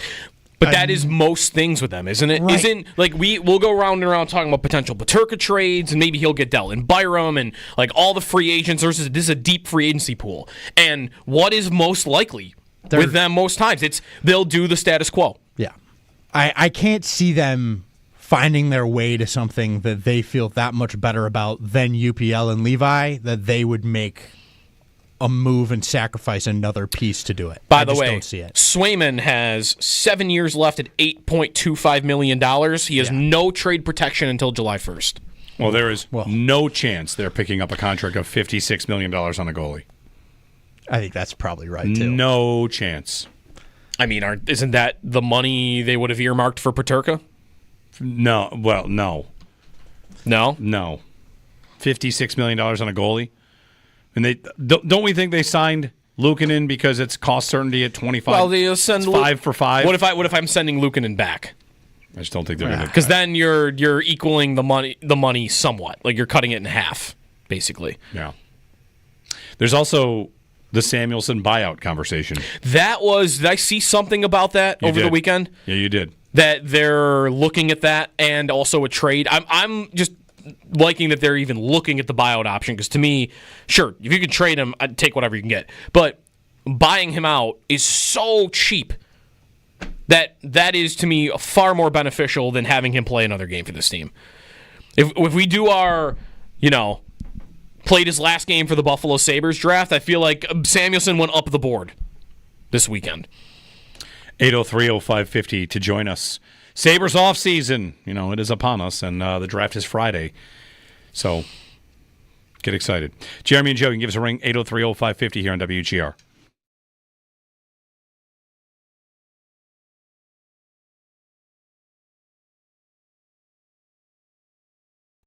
By the way, the Panthers. Is it possible? They're trying to be the villains. Is it possible to change how you feel about a team after watching them celebrate? Sure. Yes. Okay. It is? Yeah, it is. I liked what the Capitals won more after they started celebrating and Ovechkin was swimming in fountains. And the Panthers is the opposite? Yes. The Panthers are having a competition who can post the most stuff on social media, and Sam Reinhart is elite at this. Uh-huh. He can't stop posting. Wait, are you going the other way, though? You're saying you like that they won more because of that? No, because of that? Not necessarily. When I say elite, I mean the posting the most and the best. He's posting. He's posting as often as he scores goals. He is nonstop posting, and the Panthers are in their full-on celebration mode. But they are doing something that not just hockey doesn't do. I don't think sports does. Where I can't remember a team dogging the team they beat like the Panthers are right now. Like, usually it's a respect for the opponent that you beat. Like, you don't, like, I don't know. You didn't hear the Patriots when they beat the Seahawks in the Super Bowl just going after Russell Wilson. And here's Florida saying bleep the Oilers, like in mics, and they're yelling McDavid who. Marchand is wearing an Oilers logo that says losers on it. Yeah. Like, the last time when has that ever happened? That happened between the Warriors and the Cavs. A little bit. That happened Warriors. Did it? Yes. On which side? LeBron got off a plane wearing a shirt with Steph's face on it. And no, yeah, did he? Absolutely. There was a little bit of that. There was a little bit of that between Warriors Cavs. And the other example of that, I only got one other, and it's much tamer. Bills Dolphins. The Bills have not been afraid to troll the Dolphins after they beat Miami. That's they have the game where they're making the emoji face. But again, that's in the moment, and that's not a week later going after them every minute that you can. And here's Frank Saravelli, who has been all over the Peterka rumors because Peterka's agent is working, it seems, hard. Mm-hmm. And he says he anticipates Peterka will be moved before the draft. So now we're into before Friday. I think it'll happen by Friday. Mm-hmm. Is he the number one pick in a played their last game as a Sabre draft? I don't think he is. But you don't know what the Sabres will do about... He's got to be one of them. He's got to be one of them. Byram is, I think, the favorite. Byram is the number one. But Byram is my number one. Haven't we been in this spot before where we fully expect a player to be traded, and then the next thing you know, it's July, and then it's August, and then he's coming to training camp, and you're like, I mean, I guess... Sorry, but they just did not meet the price for what Kevin Adams is looking for. Who would that be? I mean, that would have been Eichel. That would have been sure. It would have been their pursuit of players like a top 6 forward. Like, oh, it's going to happen soon. When's it going to happen? They've talked about wanting a top 6, and then they don't do it. Yep. There's another report from maybe the fourth period, which, you know, again, take any one of these with a grain of salt, whatever you want here. Mm-hmm. We could talk about rumors, or we don't have to talk about rumors. But it was kind of funny, like. The story from them is the Sabres are aggressively exploring the trade market. Who wrote this up for Dave Pagnotta? Yeah. He mentioned Marco Rossi of the Wild, I think is one player that they've shown interest in. Who's a good player, 60 points last year, young. And the story on what they're interested in, it's kind of one of those things where you're like, they're interested in adding 2 top 2 centers? Oh, good luck. Mm-hmm. Where do you get that? When does that happen?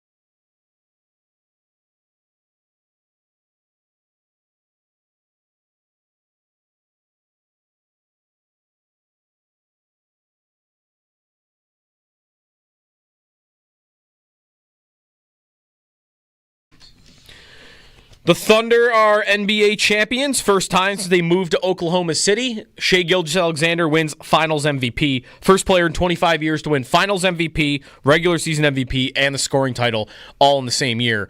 Tyrese Hallebertton, Pacers star, left in the first quarter. Went down with an Achilles injury. He was on fire early, but looks like a torn Achilles for him, which would probably knock him out for next season too. Kevin Durant traded yesterday from the Phoenix Suns to the Houston Rockets for a massive package that included 6 draft picks. So he is on his way to Houston. Travelers Championship in the PGA. Tommy Fleetwood, who's never won on the PGA Tour, was tied for the lead on 18, missed a short putt. Keegan Bradley made his and wins the Travelers in Connecticut. Those are your Paddock Chevrolet sports headlines. Paddock Chevrolet celebrating 90 years of being your hometown dealership.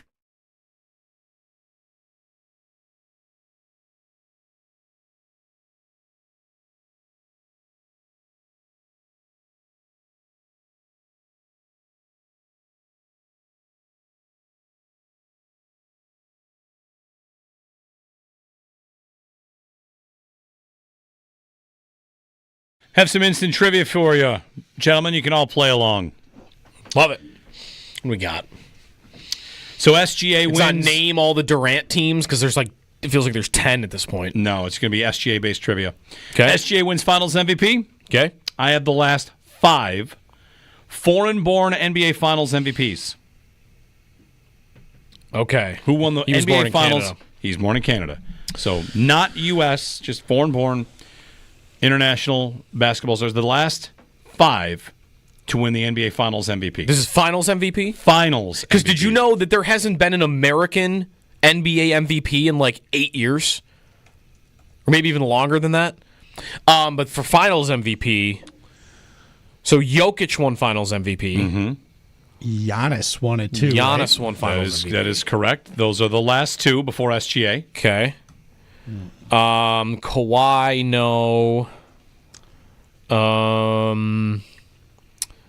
Warriors, no. No one for the Warriors. Not LeBron. Dirk is correct. Good. Ooh.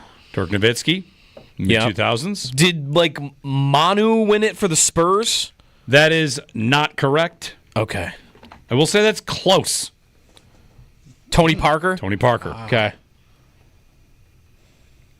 All 3 of those guys could have fit this, I think. Who's the third one? Duncan. Duncan's an interesting one. Tim Duncan? He's from the U.S. Virgin Islands? Correct. Are we counting that? Oh, great question. I don't think you can count it as... would he be eligible to run for president? Well, I think he would. In looking this up, I looked up, are you a citizen if you're born in the Virgin Islands? The answer is yes. It's birthright citizenship if you're born there. Then I don't think Duncan counts. Okay. All right, there you go. I don't think he counts. Doesn't count. So who does? Instead of Duncan, it's... It's...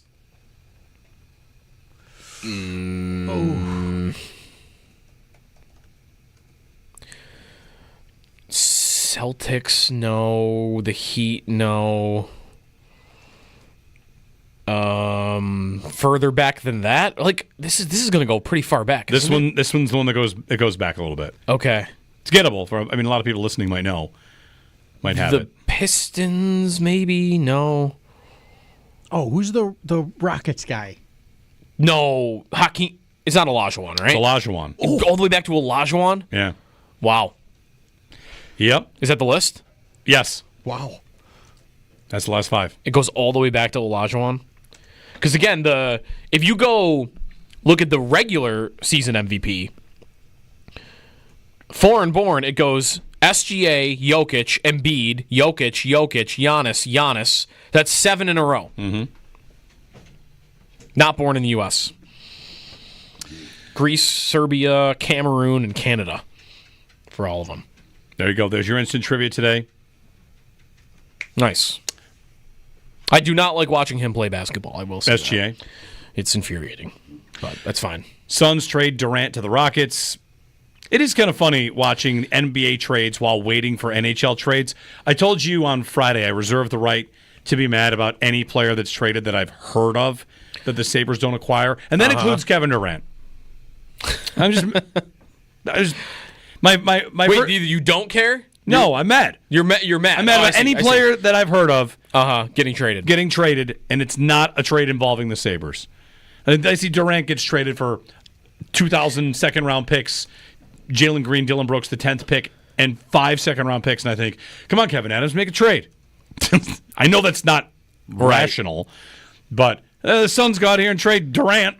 Right, has Durant been traded 3 times since the Sabres got the best player back in the deal? Listen, the Sabres are going to make trades. I'm confident of that. They're going to make deals this offseason. It's going to be, we'll see. We had a caller last segment, like, kind of fired up about it. Like, we'll wait. Maybe today. They're going to make trades. Are they going to do free agency too? Free agency is the thing I would struggle with because I saw a list of the top 40 free agents, and the only one mentioned for the Sabres was Brock Besser as a potential idea. Well, I mean, that would be big. I don't think they're getting him, but he's the 3rd best free agent. Mm-hmm. If they got the 3rd best free agent, I mean, stunning. He's a consistent 30-goal scorer. Like, that would stun me. Do you think they're going to go after Kane again? Yes. Like, that's the guy that I've thought about. That he's 36. He got a multi-year contract from Detroit, and maybe there were a couple teams offering that. Yeah. And I wonder if the Sabres might be the only team that would still offer him more than 1 year, and that would finally entice him to play thing here. I would wonder about that is Kevin Adams and Granato. Right, that was Adams and Granato. Who both had relationships with him. Kevin Adams still does. Sure. And I don't know about... They were roommates when Kane was a rookie. Yeah, I don't know about Lindy, how he would factor into that at all. Or how the makeup of their team right now, Well, the one thing, right, like he does not satisfy maybe the style of play they want, right? Like he's obviously like the worst defensive player in the sport, or one of them. Does he not fill a need that we didn't know they had the last time we did this when he was choosing, which is power play? He puts up points on the power play, and the Sabres power play has been puke for 2 years. Yeah, it's been rough. So do they view that as the value for why they would go back and give him another call? Because we all know they wanted him. I mean, they confirmed it, right? Didn't Granato confirm it? Yep. That they wanted him 2 years ago, yep. And they might have thought then that their forward group was better than it is now. I think you can make that argument. They were coming off a better year, at least, that forward group, and they still wanted him. There won't be any Jonathan Taves. He's going to Winnipeg. That's right. Yes, He's got a comeback. He's got a ton of incentives in there. Taves does. Taves. Basically, if he plays 50 games, 60, 70, 80, it's a lot of incentives based on how many games he plays. But Kane, that's one spot where the Sabres wanted him 2 years ago, and he scored 20 goals each of the last 2 years. That's what I mean, like including doing it in 50 games 2 years ago. He's a great example for someone who is older, who they would have in the past said, no way in the world we don't want old players, but maybe. If you're Kane, aren't you hoping the last 2 years showed you can still play and try to find your way onto a contender for one last run? Isn't that probably what you do here? Yes. He has never shown any... If you're Kane, I've never seen any desire from him to be like, I want to play for the Sabres before I'm done. Like, I would bet right now that if, honestly, the Sabres could offer him like a 3-year deal. And who offers him one? Edmonton. I was just going to say, if you're Kane's agent, aren't you calling Edmonton and saying, like, I'll take Skinner's spot? I'll do that, yeah. 1 year in Edmonton or 3 years in Buffalo. I think he'd pick I think he'd pick Edmonton. He'd pick the contender. And I'm not sure about that. I don't know how aggressive the Sabres would be. Yeah, I don't know. A couple years ago, it sounded like they were. And maybe they cost themselves him by being really bad in that first month of the year. I'm also not losing sleep over losing him. Like, he does, I think, help a weakness of the Sabres, which is the power play, but I've just never really had the strong desire, like, I got to get Kane here, which a lot of people have had for a long time with him. 803-0550, our phone number, you can give us a ring, 1-888-550-2550. Jeremy and Joe. By the way, 11-day power play this week. There were some Sabres that played over the weekend. Oh, yeah? McLeod and Bryson, I believe, jumped on the ice. And we're playing Thursday. So 6 to 9, 6 to 10 for 4 hours. And you can still donate. 11daypowerplay.com. Just search Team WGR. It's pretty easy to get Who's on this WGR team? So I'm playing. Owen's playing. Yep. Josh is playing. Derek Kramer is playing. And he has a different celebration for every year when he scores. So Yeah, Come find out what that'll be. Didn't he ride his hockey stick by the bench? Nothing will ever top that. He threw his stick on the ice like a surfboard and then tried to surf it. Wow. And that did not work. Which made it better. That seems like that'd be tough. Yeah. So I had my final preparation skate last night. I had a little game last night at 9:30, so I'm a little tired this morning. But super excited. I can't wait to get out there with everybody. What were your goals saved over expected? Oh, it was a tough night. It was bad. Puck did not get out of our zone very much. I'd say I was probably 2 below goals saved above expected. I got tired by the end of the skate. It was a lot of action for me at the other end. So nice. I will not be able to come see you guys. I'll be playing my 100 holes on Thursday at Wanaka Country Club with that whole crew. What do you do? Your legs are already shot? No, I'm fine.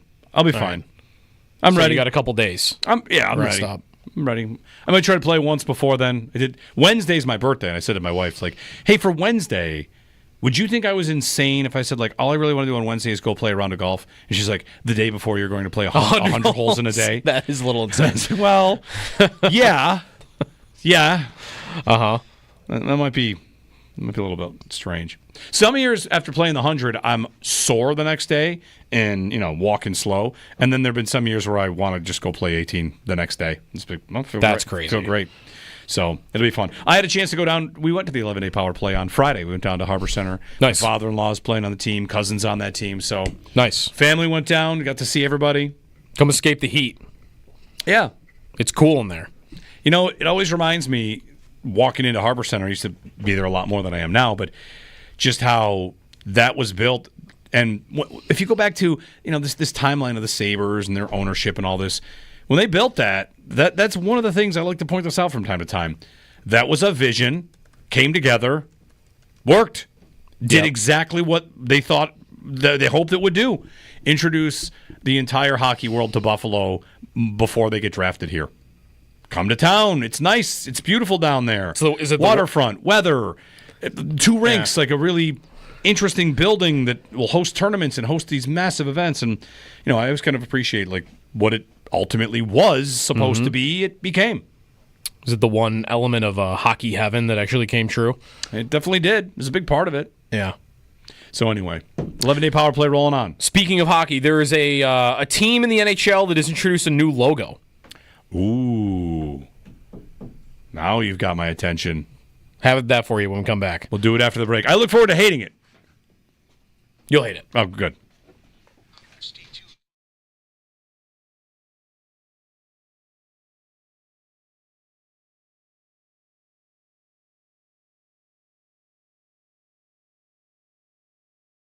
By the way, the Panthers. Is it possible? They're trying to be the villains. Is it possible to change how you feel about a team after watching them celebrate? Sure. Yes. Okay. It is? Yeah, it is. I liked what the Capitals won more after they started celebrating and Ovechkin was swimming in fountains. And the Panthers is the opposite? Yes. The Panthers are having a competition who can post the most stuff on social media, and Sam Reinhart is elite at this. Uh-huh. He can't stop posting. Wait, are you going the other way, though? You're saying you like that they won more because of that? No, because of that? Not necessarily. When I say elite, I mean the posting the most and the best. He's posting. He's posting as often as he scores goals. He is nonstop posting, and the Panthers are in their full-on celebration mode. But they are doing something that not just hockey doesn't do. I don't think sports does. Where I can't remember a team dogging the team they beat like the Panthers are right now. Like, usually it's a respect for the opponent that you beat. Like, you don't, like, I don't know. You didn't hear the Patriots when they beat the Seahawks in the Super Bowl just going after Russell Wilson. And here's Florida saying bleep the Oilers, like in mics, and they're yelling McDavid who. Marchand is wearing an Oilers logo that says losers on it. Yeah. Like, the last time when has that ever happened? That happened between the Warriors and the Cavs. A little bit. That happened Warriors. Did it? Yes. On which side? LeBron got off a plane wearing a shirt with Steph's face on it. And no, yeah, did he? Absolutely. There was a little bit of that. There was a little bit of that between Warriors Cavs. And the other example of that, I only got one other, and it's much tamer. Bills Dolphins. The Bills have not been afraid to troll the Dolphins after they beat Miami. That's they have the probably true, game yeah. where they're making the emoji face. But again, that's in the moment, and that's not a week later going after them every minute that you can.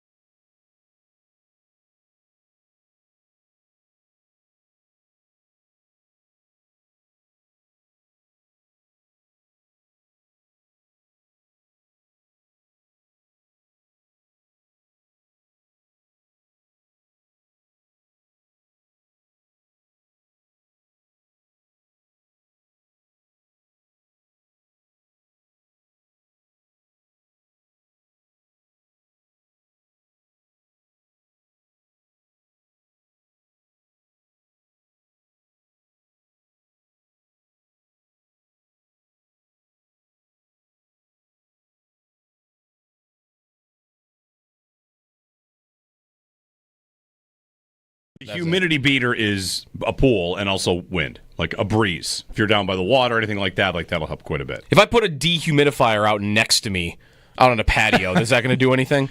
That seems like it's probably not. Probably not. That would be fun. Everyone puts a dehumidifier outside. If we all together as a community just put out, hey, today is put your dehumidifier outside day. We're going to see how much of an impact it can make. Yeah. Not enough? No, I don't think so. I don't think the grid could handle that. Probably not.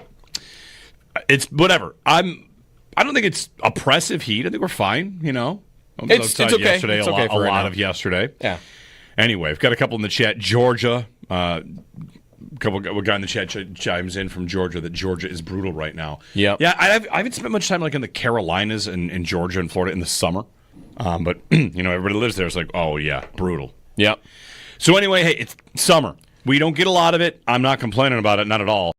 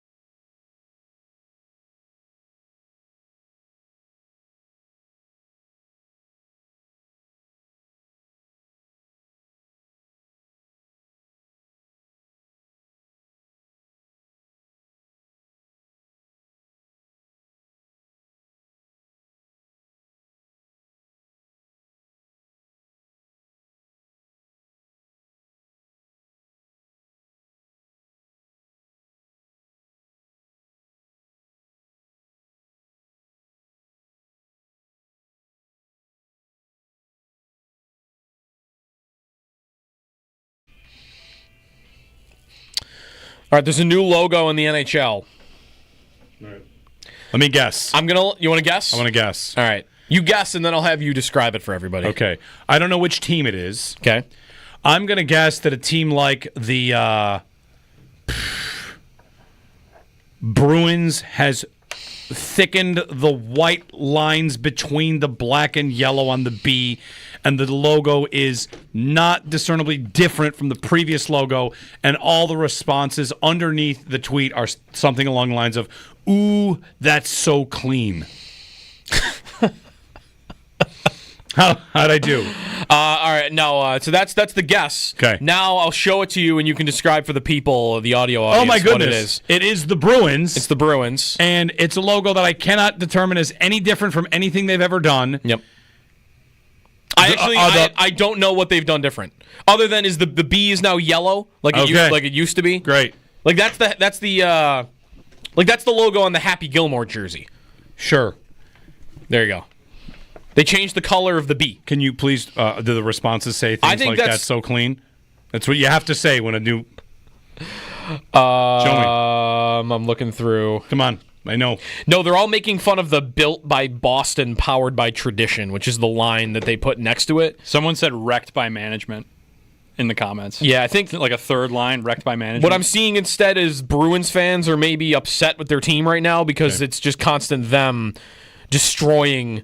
Yeah, like the fire Sweeney is the first response. So it is the Bruins, and you can't tell that it's a new logo. Great. All right. Yeah. I guess I don't hate it because it's the same. It's yellow now. Is this like their 100th? Someone edited the thing. Instead of saying built by Boston, it says it's the logo next to it. It's distracting with nostalgia, which I think we do a little bit around here too, don't we? They do have another post on their Instagram. It says 6/25/25, and it's Pasternak pulling a jersey out of a box and like. So there will be a new jersey. Man, they hate the Bruins. Where you can look at it and say like, oh wow, look, a new jersey that you can't tell that they haven't worn any time in the last 5 years because it's exactly the same as the other ones. When are we getting the Bills right? Crybaby little Boston sports fans. The next big day in the world of jerseys is when the NFL rivalry series comes out. Oh, I can't wait. That will be legitimately, hopefully, fire. Like we'll get. I'm very excited. Somebody will do something. The Chargers also have a new third jersey coming out. Well, I think the concept is what's most exciting because I feel like nobody knows what to expect. This is the opposite of what I just did to you. Right. Where like, hey, the Bruins have a new logo and it's like one little thing that's different, or it's just what they used to wear. Right. Which I think is what's happening here. Isn't everybody going to have something brand new? Yeah, they're going to try and sell the new brand new NFL rivalry jerseys for 3 years. That's exciting. It does create the potential for them to be some real fails, right? Like you could have some bombs, I think, and like in a bad way, like ones that people will hate. But if you give me just a couple that are awesome, then I think that's totally worth it. 803-0550, our phone number. The Bruins' new logo. Congratulations. You'll never forget where you were when you see it the first time.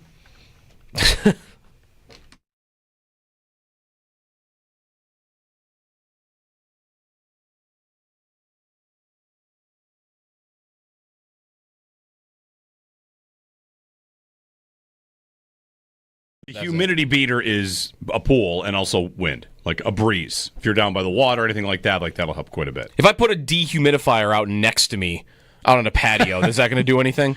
That seems like it's probably not. Probably not.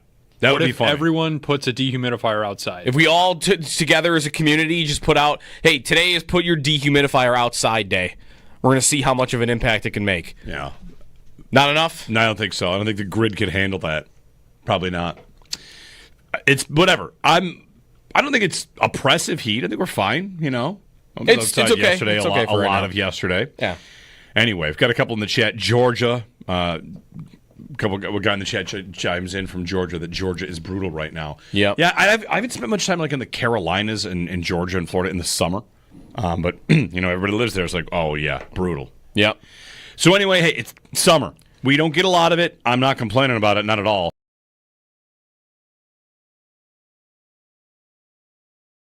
What injury, Jay McKee is what people might say here, what injury changed the course of a narrative? What injury changed the course of a season of who won more than any other? Do you have one top of mind? Because last night when that happens, my first thought is Kenyon Martin in Cincinnati.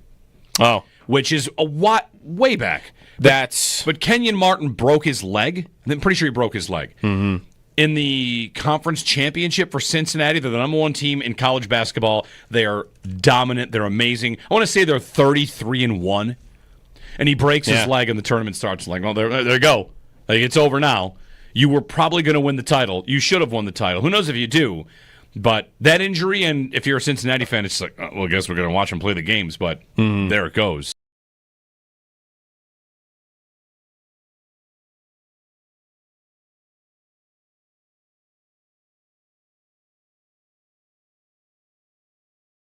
And here's Frank Saravelli, who has been all over the Peterka rumors because Peterka's agent is working, it seems, hard. Mm-hmm.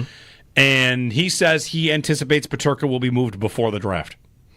So now we're into before Friday. I think it'll happen by Friday. Mm-hmm.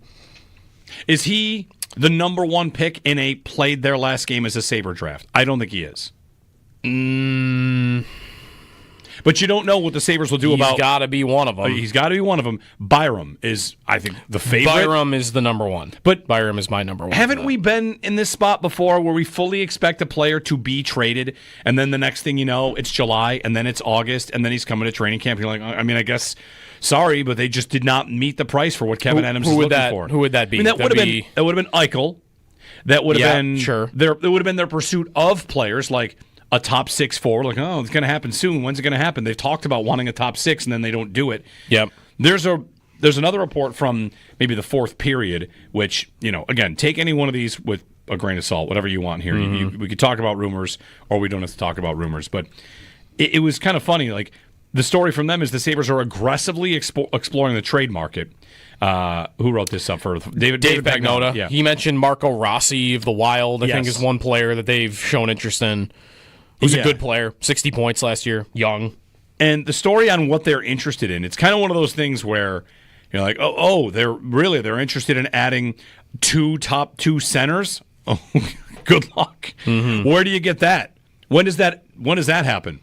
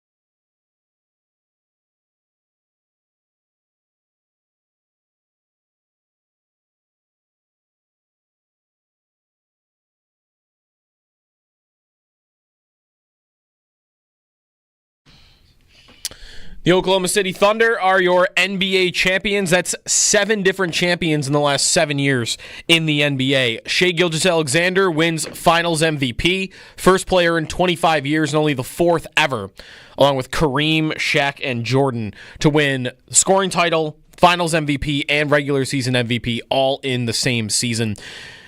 The Pacers lost their star player, Tyrese Hallebertton, in the first quarter to an Achilles injury. He's probably out for next year, too.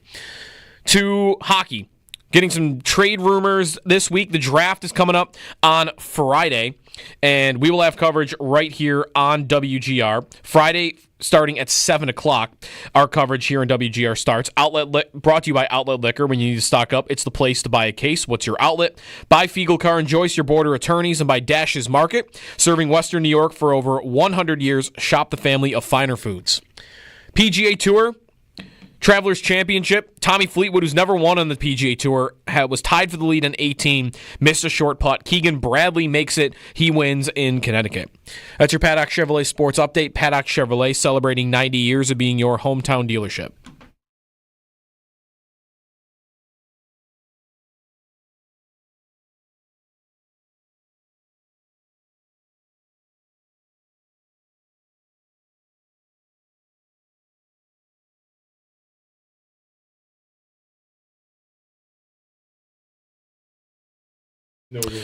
Be caller 5 right now to score 4 tickets. It's time for the Frank's Mr. Plummer Plunger Toss with the Buffalo Bisons. 4 tickets to a Bisons home game on June 29th at 1:05.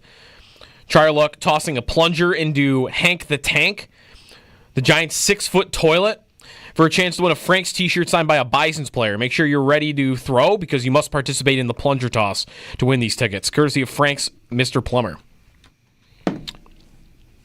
Wait, do what? You must what?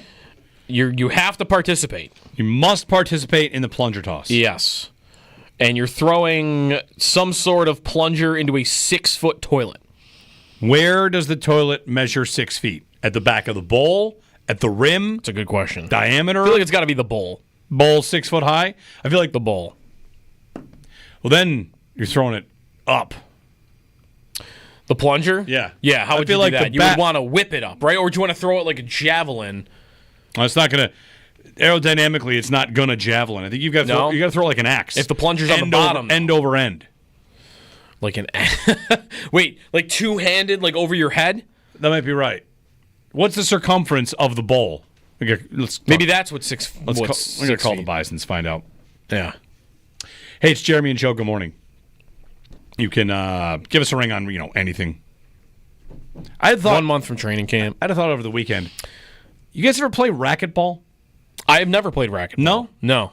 Josh, Owen, ever play racquetball? Did you play? I've played racquetball. Yeah, a good amount.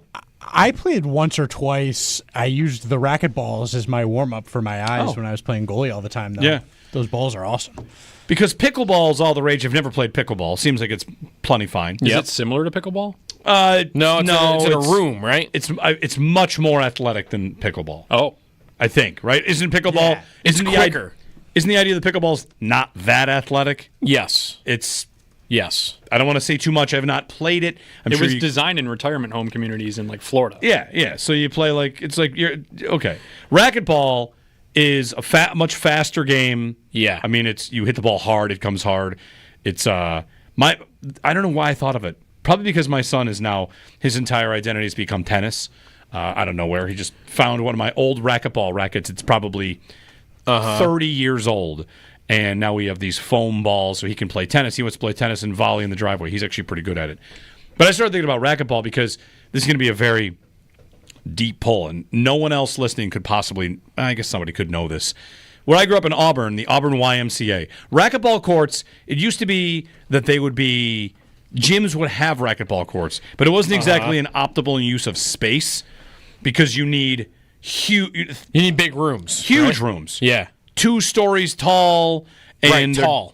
Yeah. Yeah. It's a big, tall room. So they go up. The Auburn YMCA used to be that you would have to go through this secret doorway, secret stairs, up, and you thought you were urban exploring into the depths of somewhere, and you just turn a corner and there's 4 racquetball courts. Like, oh, look at that. Uh-huh. There was a spot to watch from above if you wanted to watch somebody play racquetball. Anyway. Now it was always weird. You have the big door that opens and a window, and it shuts. You're putting yourself into a giant box. You're in a giant box where can't you hit it off any wall? Yes. At any point, or do you have to go to one wall? Well, you have to hit it off the front wall. It has to make it to the front wall. Okay. But you can use the other walls to get it to the front wall. Okay. So you can't. Okay, I see. So it does have to go one direction. It has to go to that direction at some point. Yes, and there's lines on the court about where it can and can't hit, and you've got to hit it before second bounce. Okay. Yeah. It's fun, and you build up a good sweat, good short area quickness, that kind of thing. Yeah. Why did I think about it? I don't know. It looks intense. It's fun. Because it's happening, everything's happening super fast. It's definitely fun. It's a sport where you might want to wear goggles because you can. Don't you ever collide with the person you're in there with, though? Sure. Sometimes. That's part of the agility. Yeah. You got to move around. It's fun. Could it be an Olympic sport? Sure. If it's not, it could be. I mean, it's not an Olympic sport? It certainly takes skill. I've never seen it played at the Olympics. I mean, if table tennis is... I mean, they're adding all these new... I have seen table tennis played at the Olympics. I've never seen racquetball. That's what I mean. If table tennis can be there, I feel like racquetball should be there. If you watch the videos of it is like these people are athletes. Oh, yeah. Like the way they're cutting back and forth. Like, they're hitting fast. Holy cow. Yeah. It's fast. It's a ton of fun. I think of it more as like a country club sport. I mean, they used to have racquetball courts at one of the BACs. It's not here anymore, by the Boulevard Mall. Used to be courts there. Used to be courts. Where else did I play locally? Like I could go play today if I really wanted to. Do we think? I don't know where the current closest racquetball court is. There used to be one at the old Bally's. There was a Bally's Fitness. There was racquetball courts up there. Okay. Yeah, I mean, it takes up a lot of space. That's the thing. That's the problem. Yeah, we've been getting out to tennis courts the last couple weeks. He's all about tennis. Wakes up, wants to play tennis. Put Wimbledon on in front of him this week. You know what? I might. It's an idea. Yeah. This is different than squash, right? Or is squash the same thing? It's played on the same court, I believe. But it's a different sport? I've never played, yes. But it's used in it's in the same box room, basically. Yes. I guess squash courts are smaller. Okay. But I've never played squash. I've only played racquetball. Gotcha. Okay. The most experience I have with squash is the Bluey episode. Squash. I don't know what that is. They play squash in the episode. In Bluey? Yes. Gotcha. Yeah. Okay. Anyway. Good morning. Jeremy and Joe. It is Monday, June 23rd. We're 1 month away from training camp. We are 4 days away from the NHL draft. Sabres select 9th. You don't care at all about the draft itself, right? That's where I kind of am now. Where, like, the draft for me is just an event where I might get trades. That's what it serves for me now is, like, I'm going to maybe get trades. If the Sabres picked, like, first or second, maybe that'd be a little different. Because 10 years ago, like, the Eichel draft was different because you knew what was going to happen. So there was, like, it was an event, but there wasn't really a curiosity about what was going to happen. That for me was the draft before that. The Reinhart draft was... Who are they going to take? Who are they going to take? Yeah. Who are they going to end up with? Which one are they going to prefer? And that was kind of like a much more mild version of the 2018 NFL draft, which was in the build-up, everybody's got their guy. Like, I still have friends that will go back and forth with, like, oh, he was a Draisaitl guy. I remember that. And he was a Bennett guy. He was a Reinhart guy. Like, everybody had their guy that they liked. And since that draft, I don't ever remember experiencing an NHL draft like that. I read an article that was going back to redraft the 2015 draft. That's McDavid and Eichel and Marner and Werenski and Timo Meier and Dylan Strome, Mikko Rantanen. Yep. You know, like, what did the Sabres do that draft? They picked Eichel and they traded their other two firsts. They had three first-round picks that year. They did. That's right. They drafted Eichel and they traded their other two firsts. And the guys that got taken in those spots, like, this draft is a unique draft because most of the players taken in the first round played 100 games or more. The number of players out of 30 picks in the Eichel and McDavid draft, how many guys did not play 100 games? The answer is 4. Out of 30? Out of 30. 4. That's pretty good. And the Bruins took 2 of them. Oh, yeah, they had 3 in a row. At the time, everyone was like, they picked guys that everyone thought were going to be like second, third-round picks. They took Jake DeBrusk. That's the one they picked who was an NHL player. He's still good. But that draft, if you could, all the go back and do it over again, don't trade for Kane. Don't trade for O'Reilly. Sorry, Kane was not that. Don't trade for Robin Lehner, because that was a first-round pick in this draft. That ends up being Colin White. I'll always remember the name Colin White for that. He played 323 games. Not that he was, amazing, but, man, you had 3 picks, and I'm reading an article about how it's the best draft of all time. And you had 3, and you took 1 guy. And he's not here anymore. And he's not here. And he was great. And he's not here. And he's great. Anyway. No, what do I think about for the draft? My memories of the draft are how the NHL draft guide, when it would come out, used to include the nicknames of the players. Oh, kind of like Pro Football Reference does. Yes. You'd open up the draft guide and let's look at this the 2025 prospects and who might get taken. Mm-hmm. You would see. All right, here we go. NHL for the prospects rankings. It would say, center from Medicine Hat, Bugsy. It would just tell you what the guys. Yeah, Matthew Schaefer, number 1 North American skater, defenseman, Erie, nickname Shafes. Or Chief, or it was in the NHL media guide for the draft. It's one of my memories of the draft. Other than that, that draft really, it was. You know where Eichel ranks in points amongst that draft? Is he 3rd? 5th. He's behind McDavid, Marner, Rantanen, and Aho. Yeah. He missed a lot of time. He's played like 40 fewer games, 50 fewer games than a lot of those guys. It ended up being pretty accurate, right? The two generational guys.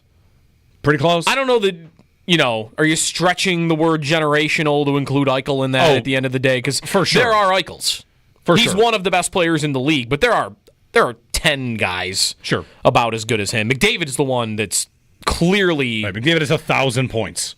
Right. And the next closest is Marner has 741. Right. Like, the difference between those two ended up being probably a lot larger than maybe it was even being given credit for then. Sure. Because it's a huge gap. But... Huge gap, but definitely a player worth thanking for. Definitely, you're not going to get a player that good really any other way than picking at the top. No, right. He goes first overall like almost every draft. Yeah. And Florida... Eichel does. It's funny that the Florida Panthers don't get more talk. They're a super team. Yeah, they are. The Panthers are a super team. The NBA got all this pub for super teams. That's what Florida is. Yeah. So, yeah, they are. Good for them. But why don't they get that? Because, one, hockey doesn't really do that, and two, they built it more, what's the word, naturally than... No, I don't know.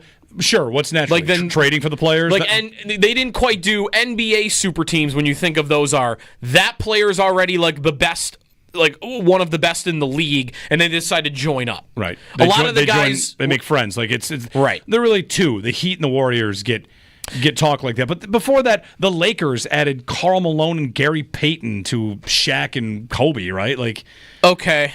Well, there were the Celtics, too, with Steve Nash Garnett, Allen, and Pierce. Yeah. But that's not what the Panthers... Like, the Panthers guys weren't thought of in the way that they are now when they got there. No, right? that's right. Other than Marchand. Right. But, like, even Kachuk a little bit, right? Kachuk wasn't thought of as highly as he is now. And that's definitely true of, like, Bennett and Reinhart for sure. So I guess they probably don't get called that because a lot of those guys got better once they got there. They formed a Justice League of superstars, right? Like, they would get that. I threw this out just jokingly last week. If McDavid went there, they would get called a super team. Oh, for sure. In a heartbeat. If Marner went there this offseason, they'd be called a super team. Draisaitl? Sure. Anybody like that. But I feel like it takes a guy that everybody already recognizes as a superstar. He goes to a team that's already really good. Yeah. That's the only time you're ever calling them a super team. Yeah, that's probably right. I think that's it. But, like, are they one? They probably are. They're dominant. Yeah. And they're really trying to make you hate them now because they're being a bunch of jerks. They are partying pretty hard. I saw Evan Rodriguez crushing a beer on the street. Not myself. I saw a video of it. He posted it or somebody posted it. Yeah. They got a good attendance at their parade, by the way. Yeah. Like, there was some worry I saw, like, hey, middle of the day in the weekend and maybe their last parade, there wasn't as many people as they wanted, but they got a good turnout, I guess. Not as many as, I wouldn't be too. At Edmonton, I'm sure the whole city would have been filled. But imagine if your biggest problem is your parade turnout. A little disappointed in our parade turnout. Uh-huh. Yeah. NHL draft is Friday, so we'll see. I bet we're gonna get a heavy dose of rumors today. You mentioned earlier, is this the slowest time of year in sports? And the answer to that is yes. Wimbledon season. Yes. NBA draft is when? This week. This week too. It's like a couple days after Wednesday. Yeah. All right. So Wednesday NBA, Friday NHL. Yes. The finals end on a Sunday. The draft is a Wednesday. Do you like that they don't spread it out? I just don't think. I think they doesn't matter as much. I think they know they're more likely to keep the momentum from the finals and then go away. Yep. As opposed to the NFL, which can dominate the landscape for 2 months leading up to the draft. These sports know that they can't do that.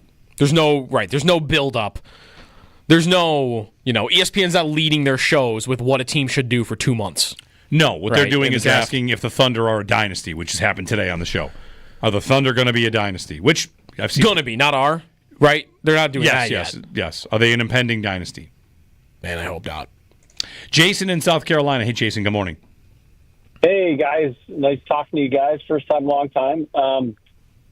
So tuned in earlier about the conversation about goalie, and I keep coming back to, because I think that option, like you guys are talking about with Owen, that I think that's probably unrealistic, but it's getting two right shot defenders for this team and really focusing on that as opposed to looking at goaltending, because again, I think that getting that goaltender is probably not something that's going to happen for this team.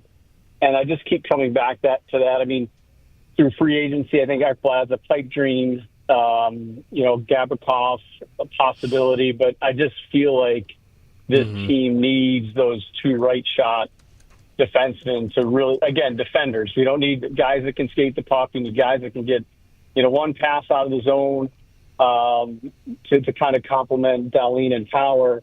So that's kind of my first point. Second point is just on, Mattias Samuelsson. And, I know Owen played the game and talked to his dad. I just would love to hear those conversations between Ulf and Shell Samuelsson with Mattias and just the way that he plays the game.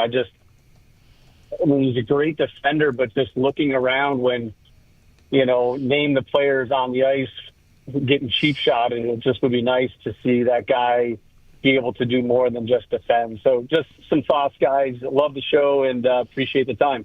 Yeah, thank you. I wonder, those are things that I think they need, but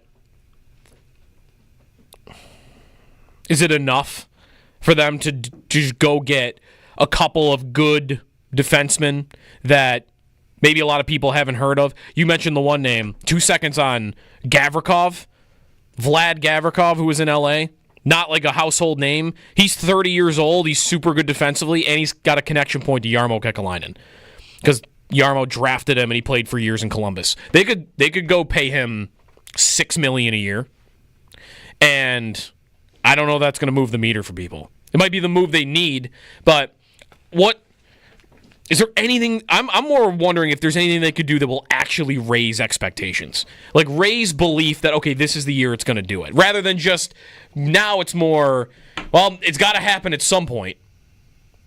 That's kind of the attitude I think right now is it's got to happen at some point. So I'm not saying they shouldn't do those things, but I want to see, I want to see them do something they're not going to do, which is go be ultra aggressive. Go show a bit of desperation. So, I don't know. That could be Ekblad. Ekblad would be different. Ekblad, that's a big name. That's a high draft pick. That's a champion. That's a guy you are overpaying for big time. Yeah. You are paying him big money. And that would be one where like, oh, look at Buffalo. They got Ekblad? That would be a different move, even though the players might actually not be that different. You could even argue Gavrikov's better. So, the idea of a buyout for Samuelsson, sure, it makes total sense, right? On every front. That they can just get out from under it. There's savings, and then there's cap hits. And, like, the cap hit is not anything to ever worry about. It's $700,000. Yeah, the Sabres actually might wish it were higher for, like, what the cost against the cap is. Am I not? No, I know. I'm not even saying you're right. It's just amazing to hear. I mean, listen, they traded for Ben Bishop because they needed the cap hit on the books, and they did it with Johnny Boychuk too. So, I mean, I wasn't trying to be snarky. I was just trying to say, no, I know. 714 is really low. That's not prohibitive at all. It doesn't hurt your ability to your internal budget and your actual savings. You save $3.5 million a year.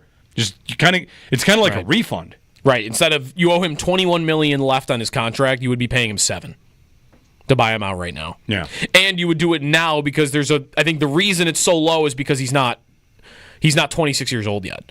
Right. Like the buyout is cheap when you're young. So if they waited a year. If you wait a year, the actual cap hit is 1.4. So it doubles in a year. And you'll owe him that money. Yes. You'll have to pay him 14. Yes. So if they're going to do it, you would do it now. Yep. And is there any defense for not doing it? Is there any defense that anyone wants to make for, no, bring it back. Run it back. Bad year. He'll figure it out. What's the lesson learned here? Samuelsson on... Don't pay a guy after playing 50 games in the NHL. October of 2022. I mean... He got a 7-year extension. 7 years. October of 22, he had played 54 games in the league. Yeah. I don't care about the goal stat. He's not supposed to score. Right? He had never scored before that contract. 7 years, 54 games. 7 years, $30 million after 50 games. And at the time, it was a little bit of a. I mean, he was pretty good. We liked him, but it was a little bit of a. Wow, this is a.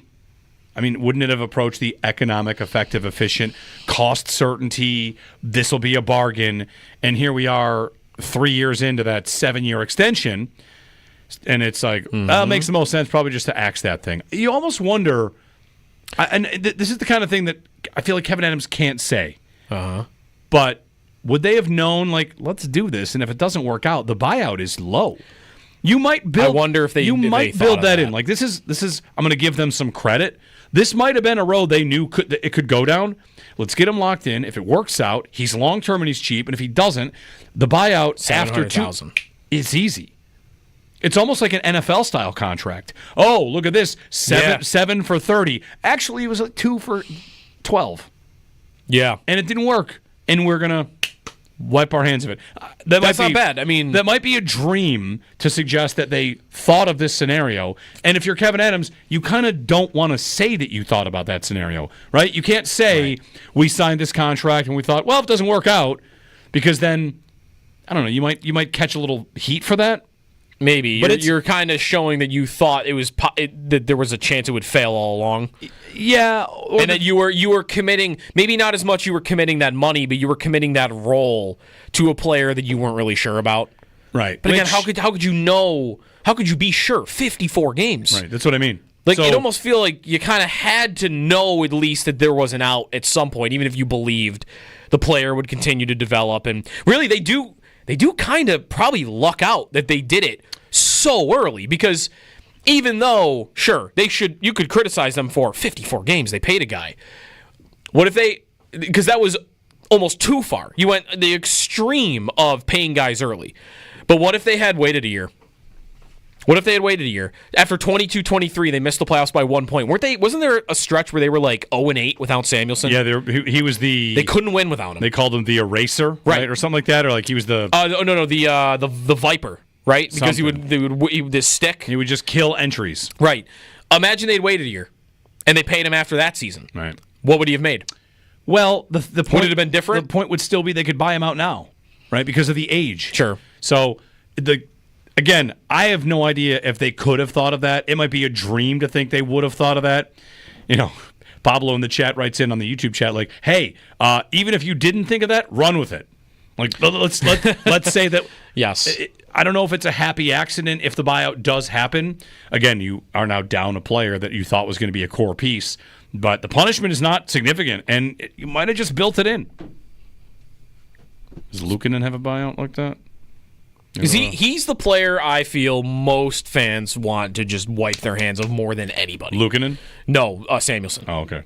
The number one. Like, you poll the fan base, one guy you just don't want to see in the team again. I'd be stunned if Samuelson wasn't number one. Like Luukkonen. Luukkonen's probably up there too, but just looking at a Luukkonen buyout. Yeah, cap hit. Okay, just wanted to know. I was trying to see if is there another long-term contract that would have structured in a certain way that based on age? Is he just old enough? No, if you bought him out right now, you'd save about $5 million. His cap hit is 1.5 for 3 years, instead of 4.7. You could get out from that. Yeah, and I don't know. I could see them doing Samuelson 3 buyouts on your cap at the same time, though. Something about that just feels like they're not going that far. Like Samuelson's the one, and then that's probably it. Yeah.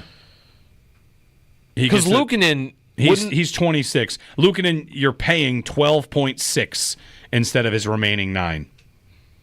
So it's not as big of a savings as it is with Samuelson. It doesn't make as much sense, obviously, and you might have more faith you can get him back to where he should be. I mean, these two guys are both examples, though, of a point we've made a lot, which is just these are the guys they counted on to say, we don't need veterans.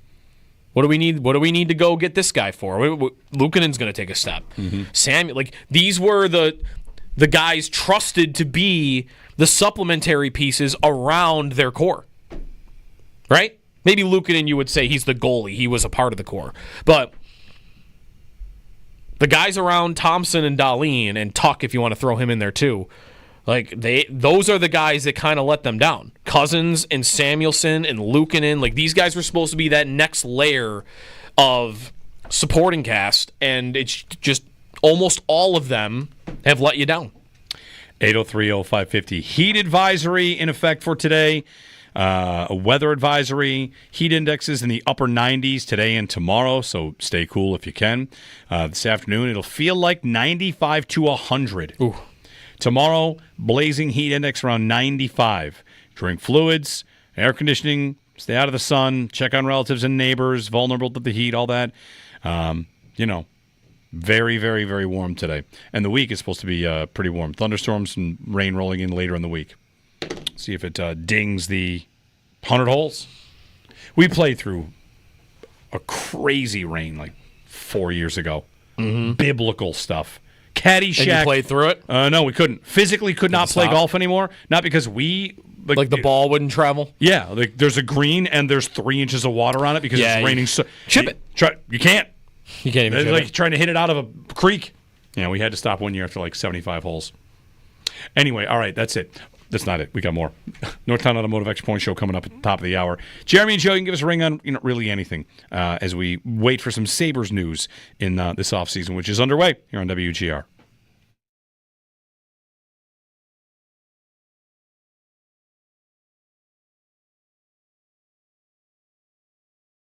And now it's about trades involving the state tax and doing right by a player. Not to send him some... are the 10 no-trade clause, no-trade teams for a lot of these players the highest tax teams? It's a lot of Canada, and it's Buffalo, and it's... You might have to ask... teams that are probably bad and also... Like Seattle, for instance, like this guy's got a 10-team no-trade list. Who are the Kraken? Right? Who are the Seattle Kraken? They are a new team that made the playoffs a couple of years ago and didn't do much, and then they've missed the playoffs 2 years in a row. And they had 76 points last year. How many players on the team can you name? Like, they're not really a team flush with stars, right? Shouldn't a team like that be on a guy's no-trade list? Yep. Team that's not very good, doesn't have a lot really on the roster, and everything's kind of new there. They weren't on the list. I think maybe that would be more of it, that a team like Seattle could find themselves on a lot lesser of these lists, even though they're not winning. But it's, well, if I got to pick between a couple of teams that aren't winning, I'll leave off this team because my $4.5 million there is $4.5 million, and my $4.5 million in Columbus is going to be 2.8. If the difference would be that high. Right. So I think it would be more of an impact that way. Because just in a hockey sense, make every argument in the world that Seattle should have been on that guy's 10-team no-trade list. Yeah, probably. But they're not. Unless they were and he waived it to go there. But at that point, why weren't they on it in the first place? I don't know.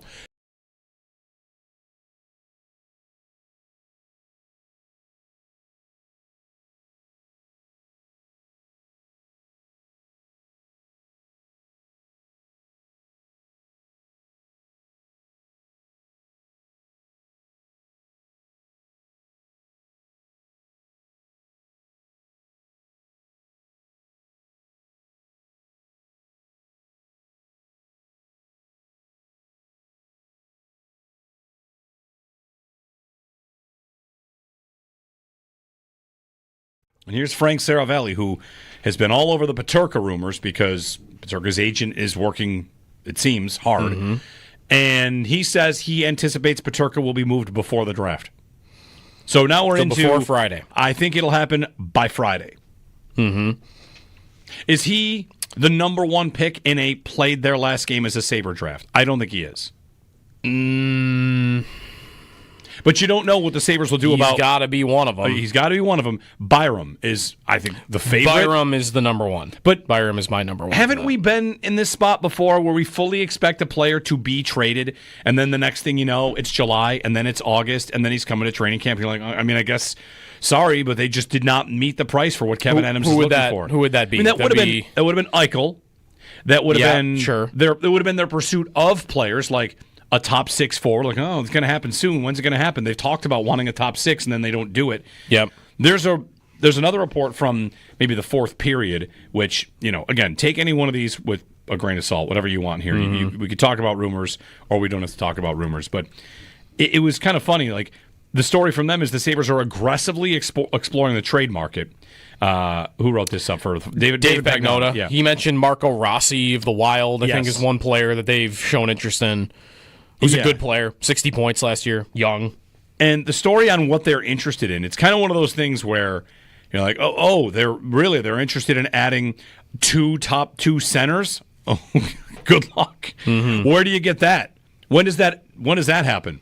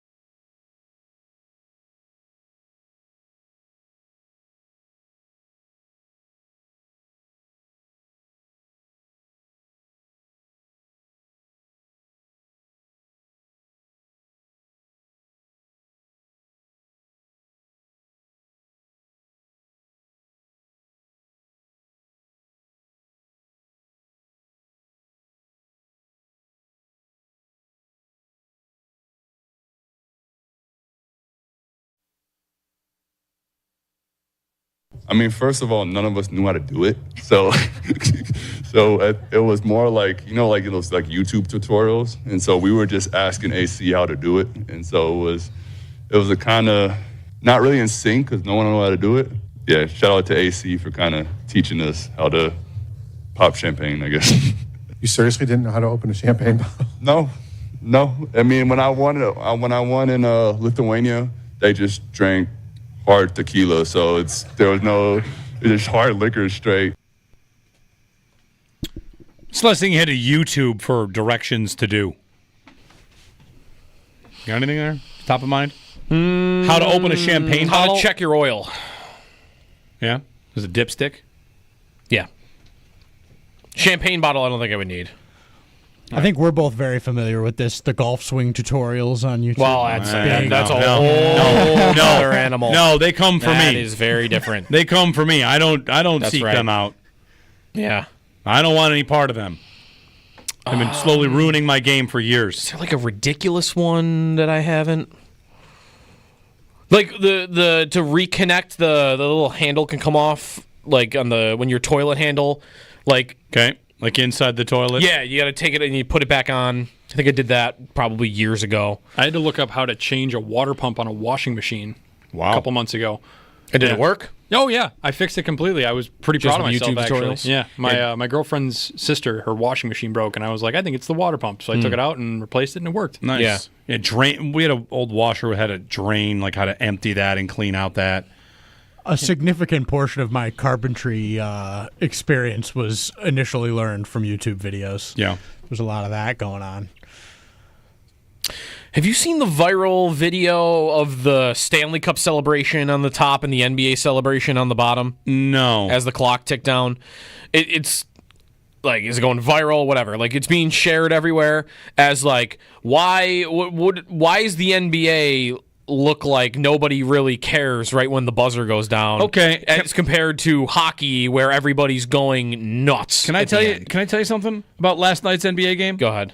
I thought about this last night watching, and I don't know why I thought it. I don't know.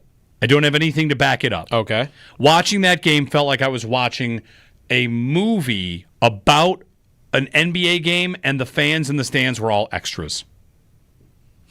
Something about it seemed so okay. And I started thinking, like, why do scripted almost? No, just that no real people were in the stands. It was all just extras who were cheering and making noise. And I like I said, I don't have any reason I thought that. I'm asking myself, like, why? Is it because it's not Spike Lee? Is it because it's not L.A.? Is it because it's not? Yeah, right. They were all wearing the same thing.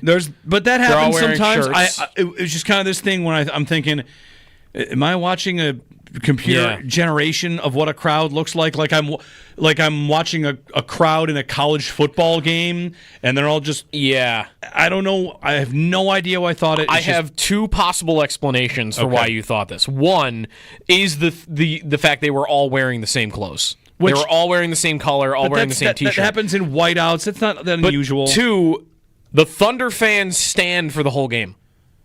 Okay. And I think maybe the way that looks... There's never a standing up. Right, like if a big moment happens, like everybody doesn't get up and move to stand up because everybody's already standing up. Yeah. So maybe that's what's going on, is there seems like a more uniformity because everybody is already standing. I think that could have something to do with it. Because that is not normal. Like, in basketball, at least. I'm sure, like, we know Bills fans do that, and I'm sure there are other NFL teams that probably do too, but like, basketball nobody does that. Stands the whole game. Yeah, I'm not here to tell you they're fake fans or anything like that. I don't want to throw stones. Like, no, I kind of get the vibe you're something about it was just like, I don't really have any... Maybe I'm... who was it that said that a course had no soul? Was that... Oh, you... was it Quail Hollow? Yes. Yeah. Whoever it was, like, this course has no soul. Yeah. I kind of felt like that. And maybe the game had no soul. It really might have been the Hallebertton injury that did that. Yeah, really. Where the Halleberton injury happens, and I just kind of... it'd be cool if Indiana won this, but if they don't... Took the wind out of everything. Yeah, the whole thing is just... It just doesn't feel the same. You know? So I don't know. That's my best... It's my best explanation. We talked earlier about like injuries like that in a championship game. Like star player goes down in the finals, Game 7. There were 2 Super Bowl ones that we didn't mention. Okay. Recent. They're not quarterbacks though, so it's not quite the same. But when Dre Greenlaw. Oh, in warm-ups. Not in warm-ups. When he ran on the field for his first play and he goes down. And the other one is Beckham. Odell Beckham. That was tough. He's on his way to winning Super Bowl MVP. Probably. Now, they win anyway. So that helps, right? To kind of forget that a little bit. But Beckham is going to win Super Bowl MVP, and he tears his ACL in the second quarter, third quarter. But he doesn't finish the game. So those were 2 other examples of that. And then quarterback ones, I guess there were a couple from like the 70s, like Bradshaw got hurt in a fourth quarter of a Super Bowl. But so again, a lot of these teams end up winning anyway. Last night might be like one of the top all time for this. Like taking the wind out of the game because the star player just bang out for a year, just like that. And now that's the other worst part of it is like not only is he out for the game you need him tonight, but he's out for next year. It's a long process. Like I saw odds for next year in the NBA. The Pacers are nowhere to be found. Celtics aren't either because they're in these playoffs. They've lost their 2 best players for a year. So if you're a Knicks fan. Not to say you're happy at all that 2 guys got hurt, but you're the favorite in the East right now just because 2 teams lost their best player. 803-0550. Extendo Sports coming up, then the Northtown Automotive Extra Point Show coming up here on WGR.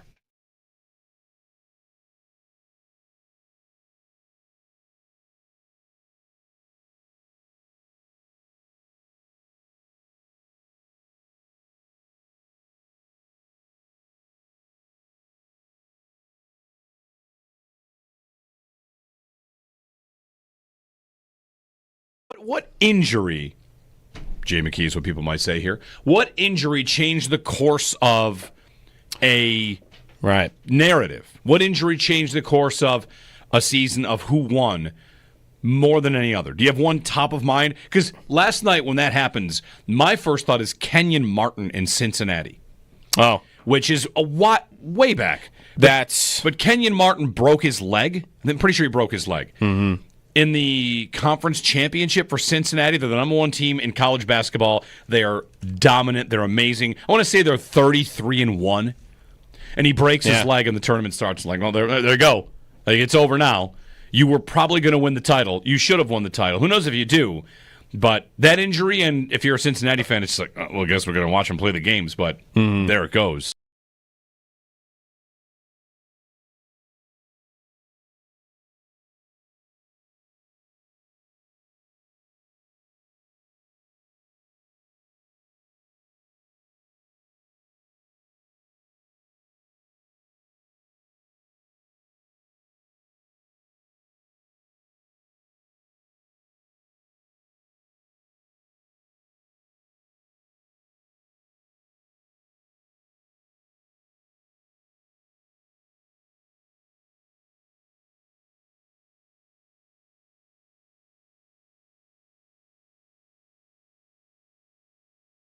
The humidity beater is a pool and also wind, like a breeze. If you're down by the water or anything like that, that'll help quite a bit. If I put a dehumidifier out next to me out on a patio, is that going to do anything?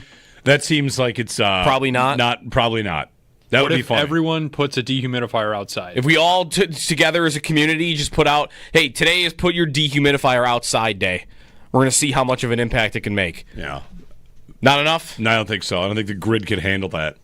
Probably not. It's whatever. I don't think it's oppressive heat. I think we're fine. I was outside okay. yesterday. It's a okay lot of yesterday. Yeah. Anyway, we've got a couple in the chat. Georgia. A guy in the chat chimes in from Georgia that Georgia is brutal right now. Yeah. Yeah. I haven't spent much time like in the Carolinas and in Georgia and Florida in the summer. But everybody lives there. It's like, oh yeah, brutal. Yep. So anyway, hey, it's summer. We don't get a lot of it. I'm not complaining about it, not at all. And here's Frank Saravelli, who has been all over the Peterka rumors because Peterka's agent is working, it seems, hard. Mm-hmm. And he says he anticipates Peterka will be moved before the draft. So now we're into before Friday. I think it'll happen by Friday. Mm-hmm. Is he the number one pick in a played their last game as a Sabre draft? I don't think he is. But you don't know what the Sabres will do about... He's got to be one of them. He's got to be one of them. Byram is, I think, the favorite. Byram is the number one. But Byram is my number one. Haven't we been in this spot before where we fully expect a player to be traded, and then the next thing you know, it's July, and then it's August, and then he's coming to training camp. You're like, I mean, I guess, sorry, but they just did not meet the price for what Kevin Adams is looking for. Who would that be? I mean, that would have been Eichel. That would have been... sure. It would have been their pursuit of players like... a top 6 forward, like, oh, it's going to happen soon. When's it going to happen? They've talked about wanting a top 6, and then they don't do it. Yep. There's another report from maybe the fourth period, which, again, take any one of these with a grain of salt, whatever you want here. Mm-hmm. We could talk about rumors, or we don't have to talk about rumors. But it was kind of funny. Like, the story from them is the Sabres are aggressively exploring the trade market. Who wrote this up for David Pagnotta. Yeah. He mentioned Marco Rossi of the Wild, I think is one player that they've shown interest in. Who's a good player, 60 points last year, young. And the story on what they're interested in, it's kind of one of those things where you're like, they're interested in adding top two centers? Oh, good luck. Mm-hmm. Where do you get that? When does that happen?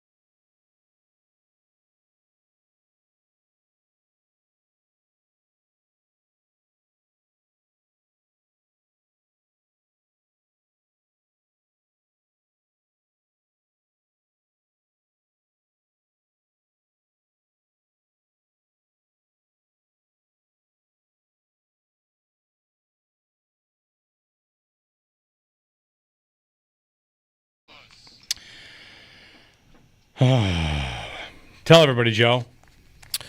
There is a story from Shayna Goldman from The Athletic. She's on Sabres Live a lot. The big sigh is not like bad news is coming. No, she's just like the most written player in the league right now is JJ Peterka. Yeah, she has an article, the 12 destinations for JJ Peterka. 12! First team listed is Toronto, by the way. Maple Leafs number 1. I mean, he's not like a player that I'm like going to be mad to see in a different uniform, right? Like, it's not going to be me for him. They did just trade Cousins to Ottawa. Yeah. Peterka, I don't know. Toronto number 1, Utah number 2, the Mammoth. There's the Rangers, Vancouver, Tampa Bay, Calgary, Islanders, Penguins, Blue Jackets, Blues, Devils, Senators, and there is a team named the Mammoth. There is a yes, there is. Sammy Sosa was back in Chicago for the first time in 21 years. They welcomed him back. Can you name the 3 teams, not name the Cubs, that Sosa played for? The White Sox? Yep. The Rangers? Yep. The Marlins? Nope. White Sox, Rangers. 2005, he played for...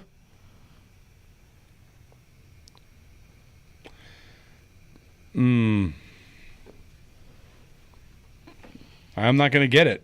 I mean, I could just start naming teams, but... Baltimore. Yeah, I wasn't going to get that. Don't remember him on the Orioles? I don't. Josh was telling me about something that happened in NASCAR over the weekend. Yeah, there was. I saw this from Dave Buchanan this morning.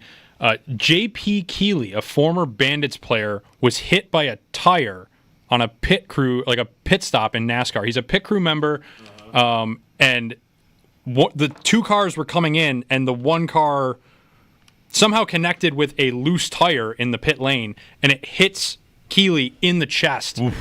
And then he picks up the he's like down for a second. Yeah, because he got hit by a tire. He got hit by a tire. Was he Iron Man? He got up? Yeah, he got up. He apparently 2 fractured ribs and collapsed a lung, but he finished the pit stop. He picked up the gun and then took the wheel off, put a new wheel on. Yeah. And then he went like hobbled back into the pit lane. It's crazy though. Need a minute. Hold on. It really is crazy though, because like his tire's not moving very fast.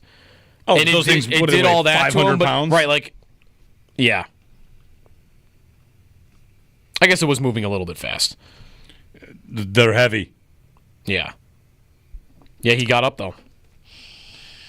A NASCAR tire weighs between 24 and 28 pounds. What? But hitting you at a fast-ish speed. Okay, wait, that doesn't make sense because you would be able to they lift the tires. Yeah, that's right. It can't be. But I mean, it's 500 pounds. It's got some speed to it. It's only 28 pounds. Really, it's only 28 pounds. Apparently, yeah.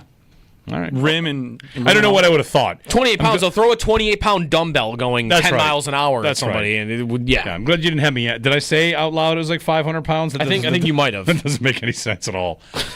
There's a fun board game. You ever played the game called Wits and Wagers? Yes, such a good game. It's very fun. Such a good game. It's basically what we just did. It's the one I remember is, you've got people on the board, and it's how heavy was the heaviest cat ever recorded, and then one person guesses, and everybody kind of slots in above or below, and you find out the right answer, and you get to make fun of people who think the heaviest cat ever was like 250 pounds. But like you would say that number, and then I would get to bet on whether you're right or not. Yes, or like would someone else also answer? Like would Josh say 28 pounds? You would say 500. And I have to bet on like who's right. Yes, or closer to which one. Something you put like a number that. in between. I've only played it like once or twice, but it was fun. Same. It was a really good game though.